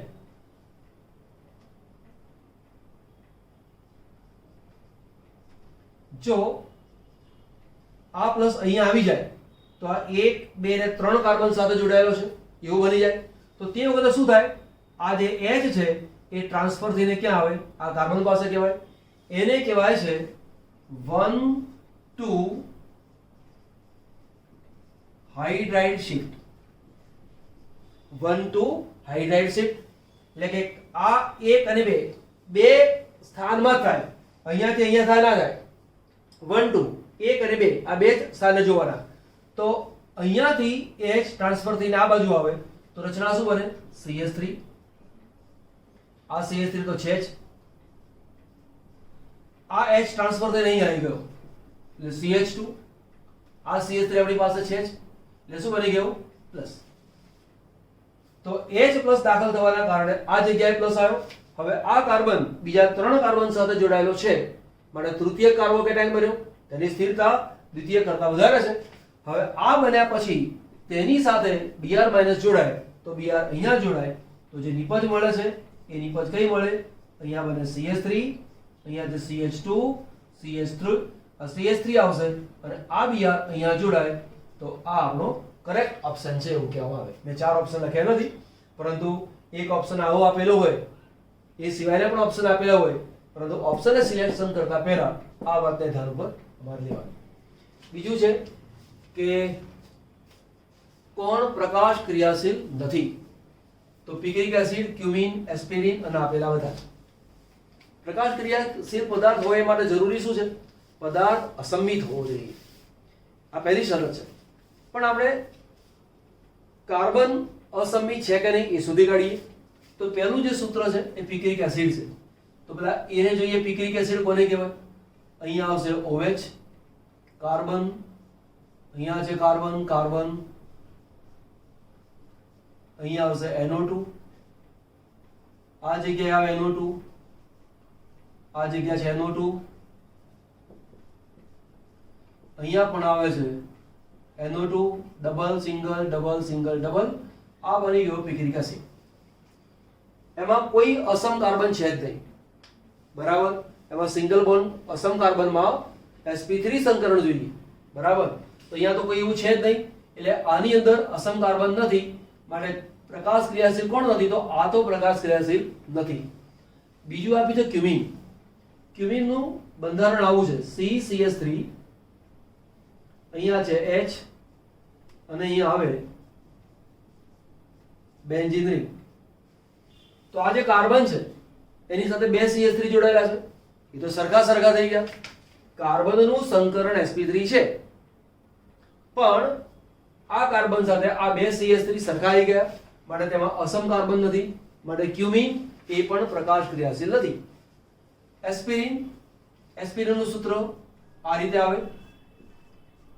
આ છે benzene, C double bond O, OH, OCO, CH3. અહીંયા પણ કોઈ પણ કાર્બન અસમિત નથી, માટે કહી શકાય કોણ પ્રકાશ ક્રિયાશીલ નથી? તો આપેલા બધા જ પ્રકાશ ક્રિયાશીલ નથી, બરાબર. Note down. એક MCQ છે અહીંયા. H+ ની હાજરીમાં પ્રક્રિયા કરવાની છે. નિર્જલીકરણની પ્રક્રિયાથી સૌથી સ્થાયી નિપજ કઈ મળે? 4 ઓપ્શન આપેલા છે. નિર્જલીકરણ કરવામાં શું કરવાનું હોય? જે કાર્બન સાથે OH જોડાયેલો છે તે OH દૂર કરો અને પાડોશી કાર્બન ઉપરથી H+ ને દૂર કરો, તો આ OH અહીંથી દૂર થઈ જાય, H અહીંયાથી દૂર થાય, તો આ બે કાર્બનની વચ્ચે ડબલ બોન્ડ ના આવે. તો પહેલી દ્રષ્ટિએ આપણને લાગે કે આ જવાબ સાચો હશે, પરંતુ તે જવાબ સાચો નથી. તો ધ્યાન આપજો શું કરવાનું તે. આ જે રચના છે આ રીતે છે. અહીંયા જે CH2OH છે, બરાબર. તો CH2OH આપેલો છે, તો સૌથી પહેલા તો એક કામ કરો, આ OH ને હટાવો ને અહીં મૂકી દો પ્લસ. આ જે કાર્બોકેટાયન છે પ્રાથમિક કાર્બોકેટાયન છે. જો આ પ્લસ અહીં આવી જાય તો તૃતીયક કાર્બોકેટાયન થાય. તો પ્રાથમિક કાર્બોકેટાયન કરતા તૃતીયક કાર્બોકેટાયનની સ્થાયીતા વધારે છે. તો શું બનશે? અહીંયાથી આ એક H શિફ્ટ થઈને અહીં આવતો રહે, તો તેમાંથી બનશે આ રીતે. આ CH2 H+ અહીંયા ગયો એટલે 3 થઈ ગયા. H+ જવાને કારણે આ બે કાર્બનની વચ્ચે ડબલ બોન્ડ બની ગયો. તો આપણે જે પ્રોડક્ટ મળી ગઈ તે આ છે. C8H10O અણુસૂત્ર ધરાવતા એરોમેટિક ઇથર સંગઠકોની સંખ્યા જણાવો. અગત્યની વસ્તુ છે એરોમેટિક ઇથર. તો આના સંગઠકો કેટલા બને ચેક કરી લઈએ. પહેલા તો બેન્ઝીન રિંગ, અહીંયા છે O, CH2, CH3, કાર્બન 6, 7 અને 8 કાર્બન. હાઇડ્રોજન ગણી લો, 3 ને 2 5, 6 7 8 9 10, 10 હાઇડ્રોજન પૂરા અને એક ઓક્સિજન. એક ઇથર આ આવે. બીજો ઇથર બને, અહીંયા છે O, અહીંયા છે CH2, OCH3. ફરીવાર આવે, અહીંયા છે OCH3, અહીંયા છે CH3. ફરીવાર અહીંયા છે OCH3, આ ઓર્થો ઉપર છે, આ છે બેટા ઉપર. ફરીવાર OCH3 અને અહીંયા છે પેરા. તો મારી પાસે સંગઠકોની સંખ્યા 1 2 3 4 ને 5. એટલે પહેલી દ્રષ્ટિએ લાગે કે આ છે, જવાબ ખોટો પડે. કેમ કે એરોમેટિક ઇથર પૂછ્યો છે. એરોમેટિક ઇથરની અંદર ઓક્સિજન બેન્ઝીન રિંગ સાથે એરોમેટિક વલય સાથે જોડાયેલો હોવો જોઈએ. આ એરોમેટિક વલય સાથે છે, આ એરોમેટિક વલય સાથે છે, એરોમેટિક વલય સાથે છે, એરોમેટિક વલય સાથે છે. આ કાર્બન સાથે છે એ એરોમેટિક વલય છે નહીં. તો આ સમઘટક જે છે એ આવી શકે નહીં. તો સમઘટકની સંખ્યા કેટલી બની? 1 2 3 અને 4. તો ઓપ્શન આવી ગયો આપણો 4. લખી દો. ખાલી જગ્યા સંયોજન એલાયલિક આલ્કોહોલ છે, 4 ઓપ્શન આપેલા છે. એલાયલિક આલ્કોહોલ એવું આપેલું છે તો આપણને એવી ખબર હોવી જોઈએ કે એલાયલિક પોઝિશન એટલે શું. તો CH2 double bond CH CH2 આવી જે રચના હોય એ રચનાને એલાયલિક રચના કહેવાય. એલાયલિક રચના. હવે અહીંયા જો OH જોડાયેલો હોય તો તેને એલાયલિક આલ્કોહોલ કહેવાય. પછી અહીંયા જોડાયેલો હોય તો ના કહેવાય. ચેક કરી લઈએ બધા. Prop 2 in 1 all. પ્રોપ એટલે કેટલા? કાર્બન 3. એટલે કાર્બન 3 નંબર આપો 1 2 અને 3. 2 in બે નંબર ઉપર ડબલ બોન્ડ. 1 ઓલ પહેલા પર કોણ આવ્યું? OH. બાકીનું કામ કોણ કરો? CH. અહીંયા CH CH2 તો CH2 ડબલ બોન્ડ CH2 એના જેવી રચના આવી ગઈ. તો આ એલાયલિક આલ્કોહોલ છે. હવે આ છે કે નહીં ચેક કરી લઈએ. ઇથિનોલ. ઇથિનોલ એટલે શું? બે કાર્બન એક OH ડબલ બોન્ડ. આવી રચના નથી માટે આ ના આવે. બ્યુટ 2 in 2 ઓલ. તો બ્યુટ એટલે 4 કાર્બન 1 2 3 4 4 કાર્બન. 2 in બે ઉપર ડબલ બોન્ડ 2 ઓલ. અહીંયા OH. બાકીનું કામ કમ્પ્લીટ કરો. અહીંયા 3 આવે, અહીંયા 3 આવે, અહીંયા H આવે, અહીંયા કોઈ આવશે નહીં. તો આના જેવી રચના અહીંયા છે નહીં માટે આ પણ ના આવે. બ્યુટ 3 in 1 ઓલ. 1 2 3 4 1 2 3 4. બ્યુટ 3 in 1 all. અહીંયા OH મૂકી દો તો બાકીનું કામ કરો. CH2 અહીંયા આવશે H. આવી રચના નથી. આ જગ્યાએ OH હોત તો એલાયલિક કહેતા પણ એવું છે નહીં માટે આ ઓપ્શન પણ આવી શકે નહીં. ઓપ્શન આવી ગયો. રીમન ટીમન પ્રક્રિયામાં મળતી અંતિમ નિપજ માટે કયું વિધાન સાચું છે? તો પહેલા તો આપણને ખબર હોવી જોઈએ કે રીમન ટીમન પ્રક્રિયામાં અંતિમ નિપજ કોણ છે? તો અંતિમ નિપજ મળી ગઈ આ રીતે. બેન્ઝીન રિંગ, અહીંયા છે OH, અહીંયા છે CHO. આ આપણી અંતિમ નિપજ છે. પહેલો ઓપ્શન છે તેનું IUPAC નામ 2 હાઇડ્રોક્સી કાર્બાલ્ડિહાઇડ છે. હવે જુઓ આ CHO નથી તો બેન્ઝીન રિંગ ઉપર CHO એટલે આ OH ના કાઢી નાખો તો બેન્ઝીન રિંગ ઉપર CHO એનું નામ શું થયું? બેન્ઝીન કાર્બાલ્ડિહાઇડ. આ છે કાર્બન નંબર 1, આ છે કાર્બન નંબર 2. બે નંબરના કાર્બન ઉપર OH છે એટલે 2 હાઇડ્રોક્સી બેન્ઝીન કાર્બાલ્ડિહાઇડ. તો આ જવાબ સાચો છે. હવે બાકીનું ચેક કરો. તેની ઝીંક રજ સાથે પ્રક્રિયા કરતા મળતી નિપજ ફેરિંગ કસોટી આપતું નથી. તો પહેલા જોઈએ કે ઝીંક રજ સાથે પ્રક્રિયા કરવાથી શું મળે તે. તો જો તેની ઝીંક રજ સાથે પ્રક્રિયા કરીએ તો યાદ રાખજો OH ગ્રુપ નીકળી જાય. બાકી શું રહ્યું? CHO. તો આ આલ્ડીહાઇડ જે છે એ એરોમેટિક આલ્ડીહાઇડ છે. Aromatic aldehyde. અને એરોમેટિક આલ્ડીહાઇડ હોય એ ફિલિંગ કસોટી નથી આપતા. તો આ વાક્ય પણ સાચું છે.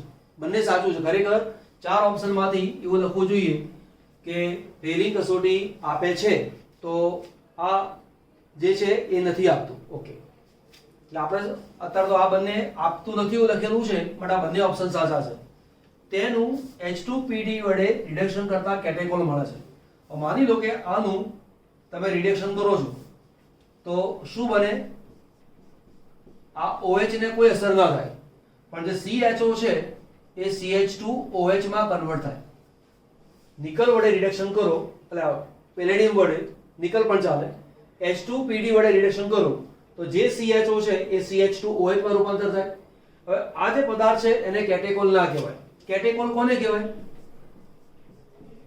OH અહીંયા આપેલો હોય, OH અહીંયા આપેલો હોય તો તેને કેટેકોલ કહેવાય. તો આ મળે છે એ વાત ખોટી. તેનો મુખ્ય ક્રિયાશીલ સમૂહ OH ધરાવે છે. તો અહીંયા બે ક્રિયાશીલ સમૂહ છે તો મુખ્ય ક્રિયાશીલ સમૂહ કયો? CHO છે. એટલે આ વાક્ય પણ ખોટું છે. એટલે 4 ઓપ્શન આપેલા છે એમાં આ પણ સાચો છે અને આ પણ સાચો છે. બરાબર લખેલું છે. ફરી ક્વેશ્ચન છે આપણી પાસે કે કઈ પ્રક્રિયા ખોટી દર્શાવેલી છે? પહેલી પ્રક્રિયા છે ફિનોલ 3H2Ni. 4 પ્રક્રિયા આવી છે. વારાફરતી પ્રક્રિયાઓને જોઈ લઈએ તો પહેલી પ્રક્રિયા તો રિડક્શનની પ્રક્રિયા છે. રિડક્શનમાં શું થાય 3 દુ 6 H ઉમેરાય તો અહીંયા વાસ્તવમાં છે શું તો કાર્બનની સાથે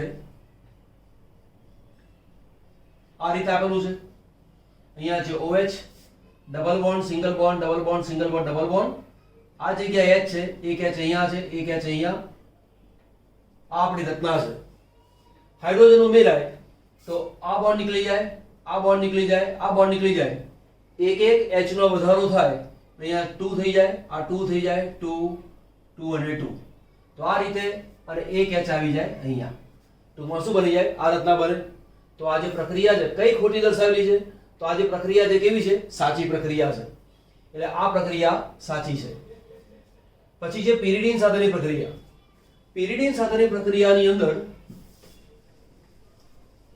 પિરિડીન બેઝ છે તો આ પ્રક્રિયામાં શું થાય ખરેખર અહીંયાથી H દૂર થાય અહીંયાથી Cl દૂર થાય તો નિપજ મળે આ રીતે બેન્ઝીન રિંગ અહીંયા છે ઓક્સિજન COCH3 તો C double bond O CH3 આવું આવવું જોઈએ પરંતુ નિપજ આપેલી છે એનો મતલબ કે કઈ ખોટી દર્શાવી છે આ પ્રક્રિયા ખોટી દર્શાવેલી છે એ તમારે સિલેક્શન કયું કરવાનું આવે બી ચલો આ ચેક કરી લઈએ ઝીંક રજ જો યાદ રાખજો ઝીંક પાવડર સાથે ફિનોલને ગરમ કરવામાં આવે તો OH ગ્રુપ નીકળી જાય તો અહીંયાથી આ OH ગ્રુપ નીકળી જાય તો રહ્યું શું NO2 NO2 NO2 NO2 NO2 NO2 તો આ જે પ્રક્રિયા છે એ પ્રક્રિયા પણ કેવી છે સાચી છે OH નીચું તાપમાન કાર્બન ડાયસલ્ફાઇડની હાજરીમાં બ્રોમિન સાથે પ્રક્રિયા કરવામાં આવે તો મુખ્ય નિપજ કઈ મળે પેરાબ્રોમોફિનોલ તો આ પ્રક્રિયા પણ સાચી છે તો ખોટી પ્રક્રિયા કઈ છે આ બીજો પ્રશ્ન છે કયું સંયોજન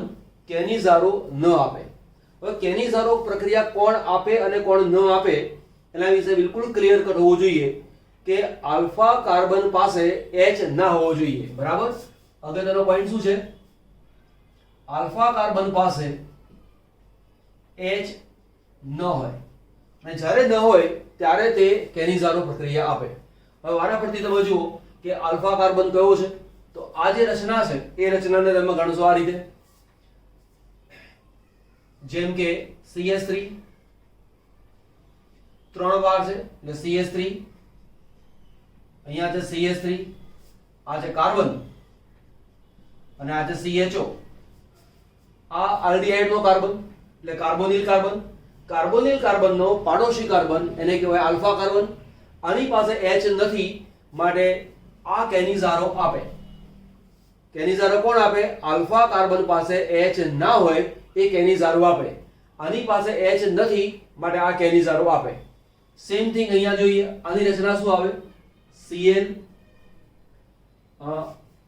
C ની સાથે Cl અહીંયા છે Cl અહીંયા છે Cl અને CHO આનો પડોશી કાર્બન કયો થયો આલ્ફા કાર્બન આની પાસે H નથી માટે કેનિઝારો પ્રક્રિયા આપે કાર્બોનિલ કાર્બનનો પાડોશી કાર્બન આલ્ફા એની પાસે H નથી માટે કેનિઝારો પ્રક્રિયા આપે અહીં તમે જુઓ આની પાસે H છે માટે કેનિઝારો પ્રક્રિયા ન આપે તો સાચો જવાબ કોણ આવે જે ડી છે એ કેનિઝારો પ્રક્રિયા ન આપે ત્યાર પછી આપણી પાસે છે કે CH3CONH2 Br2KOH એમાંથી X મળે છે અને X ની પ્રક્રિયા આની સાથે કરીએ તો નિપજ આપણને Y મળે છે તો Y એ કોણ છે એ શોધી આપો આપણને એ ખબર હોવી જોઈએ કે આ એમાઇડ આપેલું છે એમાઇડ ની અંદર આ જે પ્રક્રિયા છે એ પ્રક્રિયા કઈ છે હોફમાન પ્રક્રિયા જો હોફમાન પ્રક્રિયા છે તો આ કાર્બોનિલ ગ્રુપ નીકળી જાય તો X તરીકે શું મળે CH3NH2 આ આપણને મળી ગયું X ત્યાર પછી છે CHCl3KOH પ્રક્રિયાનું નામ શું CHCl3KOH આ પ્રક્રિયા આવે એટલે તમારે સમજી લેવાનું આ જે કસોટી છે એનું નામ છે કાર્બાઇલ એમાઇન કસોટી તો કાર્બાઇલ એમાઇન કસોટીમાં શું થાય CH3 N triple bond C plus minus આમાંથી મળ્યા તો Y તરીકે શું આવે CH3NC તો આ તો ના આવે આ ના આવે તો જવાબ આવે આ તો આ આપણો જવાબ છે નોટ ડાઉન કરી દો ચલો ક્વેશ્ચન છે આપણી પાસે કયા એસિડનું pKa સૌથી ઓછું pKa ઓછું એટલે મતલબ શું જેમ Ka નું મૂલ્ય ઓછું તેમ તેની એસિડિકતા વધારે. ફરીવાર, જેમ કે A નું મૂલ્ય ઓછું તેમ તેની એસિડિકતા વધારે. તો આ જે 4 આપેલા છે એમાં સૌથી વધુ પ્રબળ એસિડ કોણ છે એ તમને પ્રશ્ન પૂછેલો છે. હવે અહીંયા તમે જુઓ CH3COOH આપેલો છે, તો તમે આ રીતે વિચારો કે CH3 અહીંયા જે C ડબલ બોન્ડ O અને H. આ જે C છે એ પોતાની પ્લસ I અસર બતાવે. એટલે પ્લસ I અસરથી શું કરે? પોતાના ઇલેક્ટ્રોનને આપે. પોતાના ઇલેક્ટ્રોનને આપે માટે O અને H ની વચ્ચે ઇલેક્ટ્રોન ઘનતાને વધારે. O અને H ની વચ્ચે ઇલેક્ટ્રોન ઘનતાને વધારે અને પરિણામે આ H ને બહાર નીકળવા દે નહીં, માટે આની એસિડિકતાને ઘટાડી આપે. ચલો આ લઈએ C6H5, તો એને લખીશું આ રીતે. અહીંયા જે C ડબલ બોન્ડ O અને H. હવે અહીંયા શું છે કે કાર્બન કરતા ઓક્સિજનની વિદ્યુતઋણતા વધારે. આ ઇલેક્ટ્રોન આ તરફ આકર્ષાતો હોય તો આ ઇલેક્ટ્રોન આ બાજુ અસર આપે. તો આની પણ અસર કઈ આવે છે? પ્લસ I અસર. પરંતુ આની સરખામણીમાં આની પ્લસ I અસર ઓછી છે. આની સરખામણીમાં આની પ્લસ I અસર ઓછી છે. પરિણામે અહીંયાથી H જેટલી સરળતાથી મુક્ત થાય એના કરતા આનો H વધુ સરળતાથી મુક્ત થાય, માટે આના કરતા આ વધુ સારો એસિડ છે તેવું કહેવામાં આવે. ત્યાર પછી લઈએ H, C double bond OH formic acid. તો અહીંયા તો કોઈ ઇલેક્ટ્રોન આપતો છે નહીં, માટે O અને H ની જે ઘનતા છે એ આની સરખામણીમાં ઓછી છે, માટે H આસાનીથી દૂર થાય, માટે આ બે કરતા આની એસિડિકતા વધારે. ત્યારબાદ આ લઈએ તો CH2, C double bond O અને H, અને અહીંયા જોડાયો તો Cl. હવે જે Cl છે એ પોતે ઇલેક્ટ્રોનને બહારની તરફ ખેંચે છે. ઇલેક્ટ્રોનને બહારની તરફ ખેંચતો હોવાના કારણે એની અસર ક્યાં થાય? અહીંયા પડે. એટલે અહીંના ઇલેક્ટ્રોનને પોતાની તરફ આકર્ષે.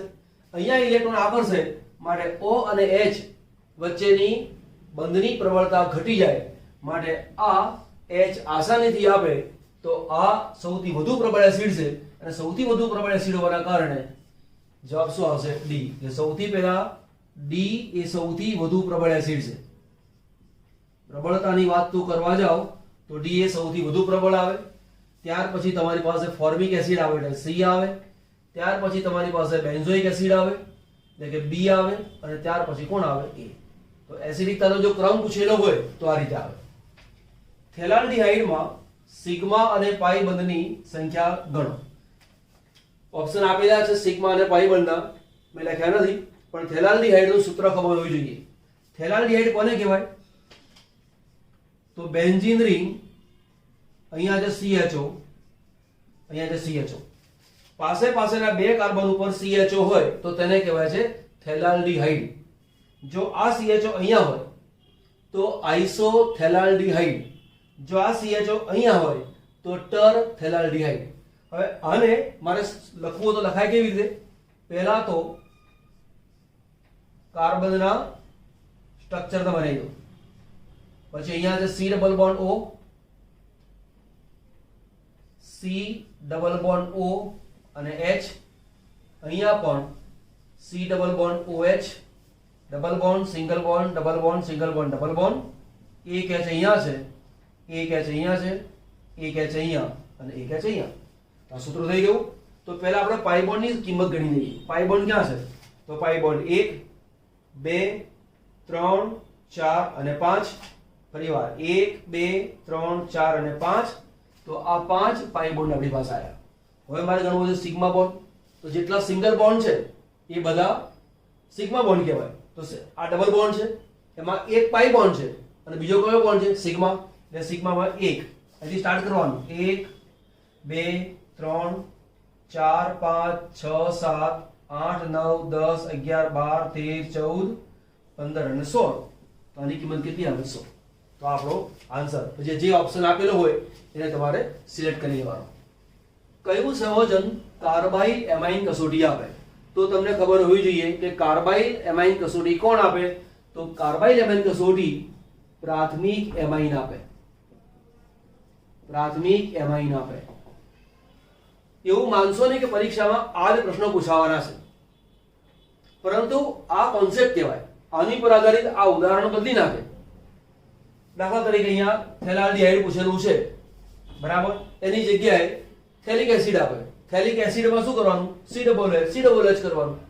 કોઈ પણ પદાર્થ આપેલો હોય પણ પ્રશ્ન ઉપરથી આપણને એવી ખબર હોવી જોઈએ કે સિગ્મા બોન્ડ અને પાઈ બોન્ડ પૂછી શકાય અને તેની ગણતરી આપણને આવડતી હોવી જોઈએ.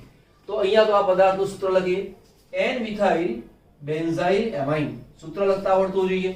તો આનું સૂત્ર લખવું જોઈએ અહીંયા, N-મિથાઇલ બેન્ઝાઇલ એમાઇન. બેન્ઝાઇલ એમાઇનનું સૂત્ર શું કહેવાય? CH2NH2. આને કહેવાય બેન્ઝાઇલ એમાઇન. પણ પેરામિથાઇલ એટલે પેરા પોઝિશન ઉપર કોણ છે? CH3. તો આનું નામ થયું પેરામિથાઇલ બેન્ઝાઇલ એમાઇન. બરાબર, પેરામિથાઇલ બેન્ઝાઇલ એમાઇન. N ની સાથે એક જ કાર્બન જોડાયેલો છે માટે આ કોણ છે? પ્રાથમિક એમાઇન છે. તો કાર્બાઇલ એમાઇન કસોટી કોણ આપે? તો આ કસોટી આપે. જોઈ લઈએ આ શું છે તે. N-મિથાઇલ ઓર્થોમિથાઇલ બેન્ઝીન એમાઇન. બરાબર, તો N-મિથાઇલ, તો સૂત્ર શું બને? આવું બનશે. પહેલા તો કે બેન્ઝીન એમાઇન એટલે શું? તો બેન્ઝીન એમાઇન એટલે કે એનિલિન. બેન્ઝીન એમાઇન એટલે શું? એનિલિન. હવે N-મિથાઇલ બેન્ઝીન એમાઇન, બરાબર, N-મિથાઇલ એટલે આ એક H કાઢી નાખવાનો, અહીંયા મૂકી દેવાનો CH3. તો N-મિથાઇલ બેન્ઝીન એમાઇન એવું કહેવાય. ઓર્થો સ્થાન ઉપર મિથાઇલ છે એટલે આ જગ્યાએ CH3 ગ્રુપ આપ્યું છે તો એવું કહેવાય ઓર્થોમિથાઇલ. N ની સાથે મિથાઇલ છે એટલે N-મિથાઇલ ઓર્થોમિથાઇલ બેન્ઝીન એમાઇન. તો આ જે N છે એ બે કાર્બન સાથે જોડાયો છે. જો બે કાર્બન સાથે જોડાયેલો હોય તો દ્વિતીયક એમાઇન કહેવાય. તો આ જે એમાઇન કયો છે? દ્વિતીયક એમાઇન છે. અને દ્વિતીયક એમાઇન છે માટે આ કાર્બાઇલ એમાઇન કસોટી ના આવે. ચલો આ લઈ લઈએ. N-મિથાઇલ ઇથેન એમાઇન. ઇથેન એમાઇન એટલે શું? CH3 CH2 NH2. આનું નામ થયું ઇથેન એમાઇન. હવે આ બે H ને કાઢી નાખો. બે H ની જગ્યાએ શું છે? એક ઇથાઇલ છે, એક મિથાઇલ છે. તો આ જગ્યાએ CH3 આવ્યો, આ જગ્યાએ C2H5 આવ્યો. N ની સાથે 3 કાર્બન જોડાયેલા છે, બરાબર, તૃતીયક એમાઇન છે અને તૃતીયક એમાઇન છે માટે કાર્બાઇલ એમાઇન કસોટી ના આવે. NN dimethyl benzene amine. Benzene amine એટલે કે એનિલિન. તો આ થયું મારી પાસે એનિલિન. NN ડાયમિથાઇલ એટલે કે આ બંને H ને તમારે કાઢી નાખવાના. CH3 અહીંયા આવે, CH3 અહીંયા આવે. તો NN dimethyl benzene amine. N ની સાથે 3 કાર્બન જોડાયેલા છે માટે તૃતીયક એમાઇન છે અને તૃતીયક એમાઇન છે માટે આ પણ કાર્બાઇલ એમાઇન કસોટી ના આપે. કાર્બાઇલ એમાઇન કસોટી કોણ આપે કોણ ના આપે એ બહુ જ અગત્યનો પ્રશ્ન છે. ધ્યાન આપજો. હોફમાન પ્રક્રિયા બહુ જ અગત્યની પ્રક્રિયા છે, યાદ રાખવાનું. નોંધ કરો છો. ક્વેશ્ચન છે આપણી પાસે, નીચેનામાંથી કોણ એસાઇલેશન પ્રક્રિયા ન આપે? હવે એસાઇલેશન પ્રક્રિયા શેમાં આવે? એમાઇન ની પ્રક્રિયાઓમાં એસાઇલેશન આવે. એસાઇલેશનમાં શું હોય? એસાઇલ સમૂહ પ્રક્રિયામાં ભાગ લે. દાખલા તરીકે મારી પાસે આવું હોય, CH3 CH2 NH2 હોય અને તેની પ્રક્રિયા હું CH3 COCl સાથે કરું તો અહીંયાથી Cl દૂર થઈ જાય, અહીંયાથી એક H દૂર થઈ જાય. આ જે CO ગ્રુપ છે એ આ જગ્યાએ જોડાઈ જાય તો નિપજ શું મળે? CH3 CH2 NH અને પછી કોણ જોડાય? COCH3. તો આ જે પ્રક્રિયા છે એ પ્રક્રિયાને કહેવાય છે એસાઇલેશન. અને એસાઇલેશન માટે N ની પાસે H હોવો જરૂરી છે. આમાં બે H હતા, એક H કાઢી નાખ્યો અને જે H ગયો એની જગ્યાએ એસાઇલ સમૂહ આવ્યો. તો શરત એ છે કે એસાઇલેશન પ્રક્રિયા કરવા માટે N ની પાસે હાઇડ્રોજન હોવો જરૂરી છે. હવે તમે જુઓ, N ની સાથે હાઇડ્રોજન છે માટે આ એસાઇલેશન આપે. N ની પાસે H છે, એસાઇલેશન આપે. N ની સાથે H છે, એસાઇલેશન આપે. પણ આ N છે એની સાથે બે CH3 જોડાયેલા છે અને એક બેન્ઝીન વળે છે એટલે આની પાસે H નથી તો કોણ પ્રક્રિયા ન આપે? તો જે C છે એ એસાઇલેશન પ્રક્રિયા ન આપે. એટલે ખરું કર્યું છે એનો મતલબ શું છે? પ્રક્રિયા આપે છે. એટલે આપણો સાચો ઓપ્શન કયો થયો? C. પછી છે C4H11N HNO2 એની આ પ્રક્રિયા છે અને પ્રાથમિક આલ્કોહોલ મળે છે તો સંયોજન આ ખાલી જગ્યા પ્રક્રિયા આપે. હવે પહેલા તો આ પ્રક્રિયા છે તો આ પદાર્થ છે કોને ખબર હોવી જોઈએ. HNO2 ની અંદરથી આ રીતે મળતી હોય નિપજ અને પ્રાથમિક આલ્કોહોલ આપેલો હોય તો એનો મતલબ એવો થયો કે આની અંદર પ્રાથમિક એમાઇન છે. આમાં કોણ છે? પ્રાથમિક એમાઇન છે. જો પ્રાથમિક એમાઇન છે તો સૂત્ર શું બની શકે? C4H અહીં લખી દઉં છું NH2 અને 2H અહીંયા મૂકી દીધા, આમાંથી 2H ને ઓછા કરી નાખો તો આ નિપજ આપણને પ્રાપ્ત થઈ. આવું હોય તો જ એમાંથી આવું પ્રાપ્ત થાય. એટલે આજે પ્રાથમિક આલ્કોહોલ છે એનો મતલબ શું થયો? C4H9OH એવું કહેવામાં આવે. C4H9OH 4 કાર્બન 10 માંથી 9 10 છે પછી 9 લખ્યા, એક O એક H આ બાજુ લખ્યો એટલે આવું બન્યું. આની પ્રક્રિયા HNO2 સાથે થાય તો NH2 ગ્રુપ નીકળી જાય અને OH બને. તો આપણો જે પદાર્થ છે એ કોણ છે? C4H9NH2 આ પદાર્થ મારી પાસે છે. બરાબર. કઈ પ્રક્રિયા આપે એવું તમને પ્રશ્ન પૂછેલો છે. તો મૂળ પદાર્થ આ છે તો તમને એવું પૂછ્યું છે કે આ જે પદાર્થ છે એ કઈ પ્રક્રિયા આપશે. તો આના પરથી જોઈએ કે એક તો ડાયએઝોટાઇઝેશન પ્રક્રિયા. और डायएज़ोटाइजेशन प्रक्रिया कदाच તમને યાદ હશે કે આ છે એનિલિન, એની પ્રક્રિયા HNO2 સાથે થાય 273 થી 278 કેલ્વિન તાપમાન અને તે વખત અહીંયા મળે છે N2Cl પ્લસ માઈનસ. આ જે પ્રક્રિયા છે એને કહેવાય છે ડાયએઝોટાઇઝેશન પ્રક્રિયા. પણ આ પદાર્થ ના પદાર્થ બંને જુદા છે એટલે કે આ ડાયએઝોટાઇઝેશન પ્રક્રિયા ના આવે. બરાબર. એટલે હોફમાન પ્રક્રિયા. હોફમાન પ્રક્રિયા કોણ આપે? તો હોફમાન પ્રક્રિયા એમાઇડ આપે. CH3 અથવા લખીશું આવું CONH2 ગ્રુપ જેની અંદર આવેલું હોય એ હોફમાન પ્રક્રિયા આપે. હોફમાન પ્રક્રિયામાં CO ગ્રુપ નીકળી જાય તો અહીંયા CONH2 હોવું જોઈએ. તો આપણો જે પદાર્થ છે તો આ છે માટે તેમાં હોફમાન પ્રક્રિયા પણ ના આવે. એમોનોલિસિસ. એમોનોલિસિસ પ્રક્રિયા છે શું? તો જુઓ, દાખલા તરીકે મારી પાસે CH3 CH2Cl છે તેની પ્રક્રિયા એમોનિયા સાથે કહું છું અને ઇથેનોલ મેં દ્રાવક તરીકે લીધેલો છે. તો અહીંયા એમોનિયાના કારણે એક H નું વિસ્થાપન એક Cl નું વિસ્થાપન થઈ જાય તો આ પ્રક્રિયાને કહેવાય છે એમોનોલિસિસ. એમોનિયા વડે હેલોજનનું વિસ્થાપન થાય એને કહેવાય છે એમોનોલિસિસ. તો એમોનોલિસિસ પ્રક્રિયા તો ક્લોરાઇડ આપે.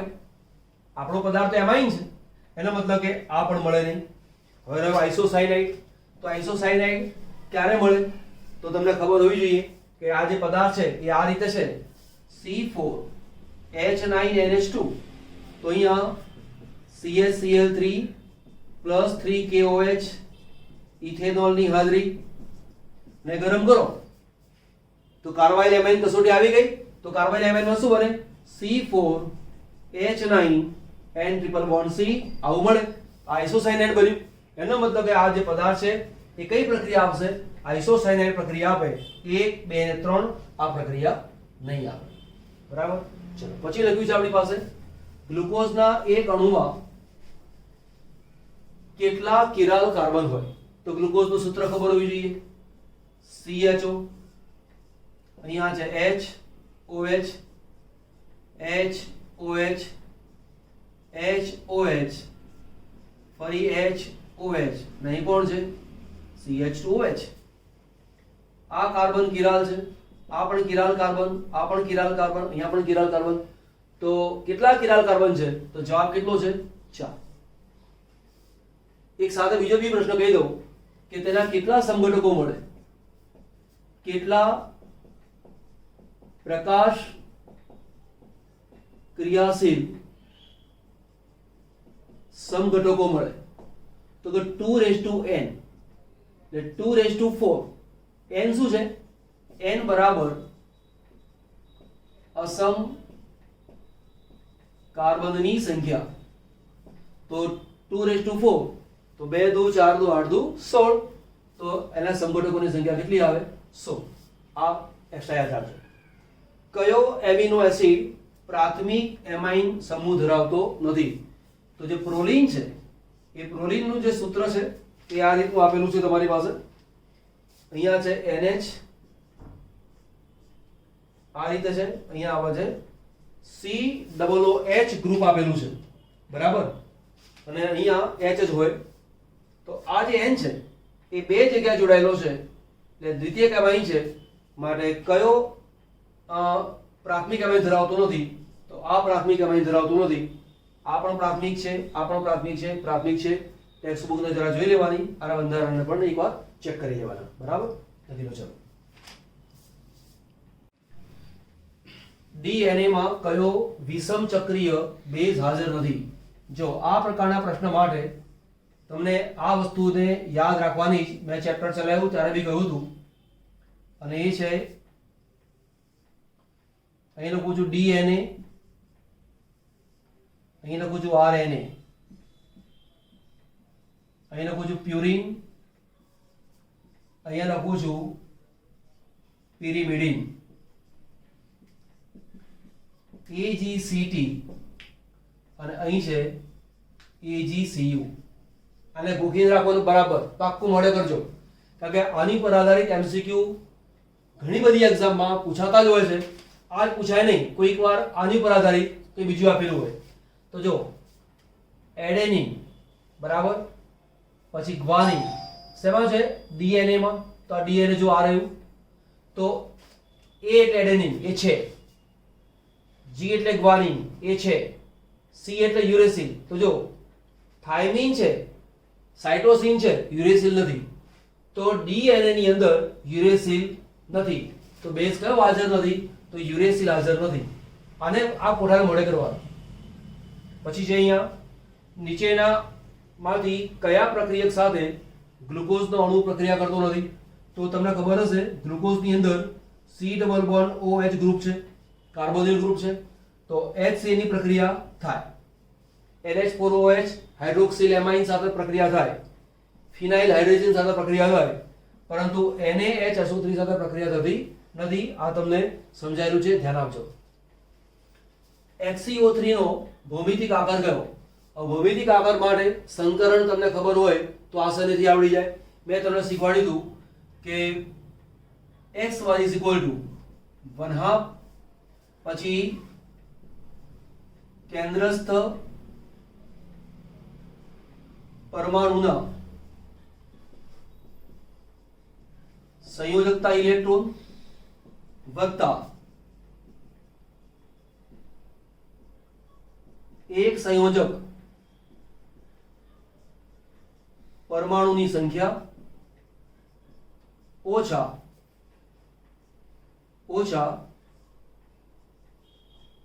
અણુ અથવા આયન નો વીજભાર અણુ અથવા આયનનો વીજભાર એટલે કે શું અણુની ઉપર જે લખેલું હોય તે અહીંયા +1 હોય તો +1 -1 હોય તો -1 અહીંયા લખ્યું છે મેં 1/2 કેન્દ્રસ્થ પરમાણુ ઝેનોન અક્રિય વાયુમાં હિલિયમ સિવાયનો કોઈ પણ અક્રિય વાયુ આપેલો હોય તો સંયોજકતા કક્ષામાં ઇલેક્ટ્રોન કેટલા હોય 8 હોય પ્લસ એક સંયોજક પરમાણુની સંખ્યા ઓક્સિજનની સંયોજકતા 2 છે માટે તેને ધ્યાન ઉપર લેવાનું નહીં અણુ અને આયનનો વીજભાર આની પર કોઈ વીજભાર છે જ નહીં એટલે એને પણ ધ્યાનમાં લેવાનું નહીં તો આટલા બરાબર કેટલા આવશે 4 હવે તમને બી ખબર છે આ x બરાબર 2 આવતી હોય તો sp સંકરણ 3 હોય તો sp2 સંકરણ 4 હોય તો sp3 સંકરણ 5 હોય તો sp3d સંકરણ 6 હોય તો sp3d2 સંકરણ 7 હોય તો sp3d3 સંકરણ બરાબર અને વધારે ડિટેલમાં જોવું હોય તો પ્રકરણ 7 નું મારું જે વિડિયો છે એમાં ચેક કરી લેવાનું પ્લેલિસ્ટમાં જોવાનું અને પ્લેલિસ્ટની અંદર 7મા ચેપ્ટરના જેટલા વિડિયો છે એ ચેક કરી લેવાના એમાં અક્રિય વાયુની અંદર આમાં બહુ જ સરસ રીતે સમજાવીને આપેલું છે આ બધા જ અણુઓ વિશે આપેલું છે તો આ તો એક ઉદાહરણ છે પણ એમાંથી આ પણ ઉદાહરણ તરીકે લઈ લેવાના તો એ MCQ છે બેસ્ટ MCQ છે એટલું યાદ રાખજો તો અહીંયા આપણી પાસે 4 છે એટલે સંકરણ કેવું થાય sp3. હવે sp3 સંકરણ હોય તો આકાર કયો હોય સમચતુષ્ફલકીય. બરાબર. આમાં રેખીય આકાર હોય, સમતલીય ત્રિકોણ, sp3 સમચતુષ્ફલકીય, ત્રિકોણીય, દ્વિપિરામિડલ, અષ્ટફલકીય અને કહેવાય છે વિકૃત અષ્ટફલકીય. આટલા એમસીક્યુ રાખીએ છીએ. ઘણા બધા એમસીક્યુ કરાવડાયા છે. બીજા ઘણા બધા એમસીક્યુ એવા છે કે જે આવડે એવા છે એટલે આમાં મેં લીધેલા નથી અને વિડીયો લાંબો પણ બહુ થઈ જાય છે. જેટલા બાકી રહેલા હશે તો બીજા લેક્ચરની અંદર હું એટેન્ડ કરી લઈશ અને આશા રાખું કે તમે આ બધા એમસીક્યુ સારી રીતે કરશો. બરાબર. ઓકે, ચલો લખી લો.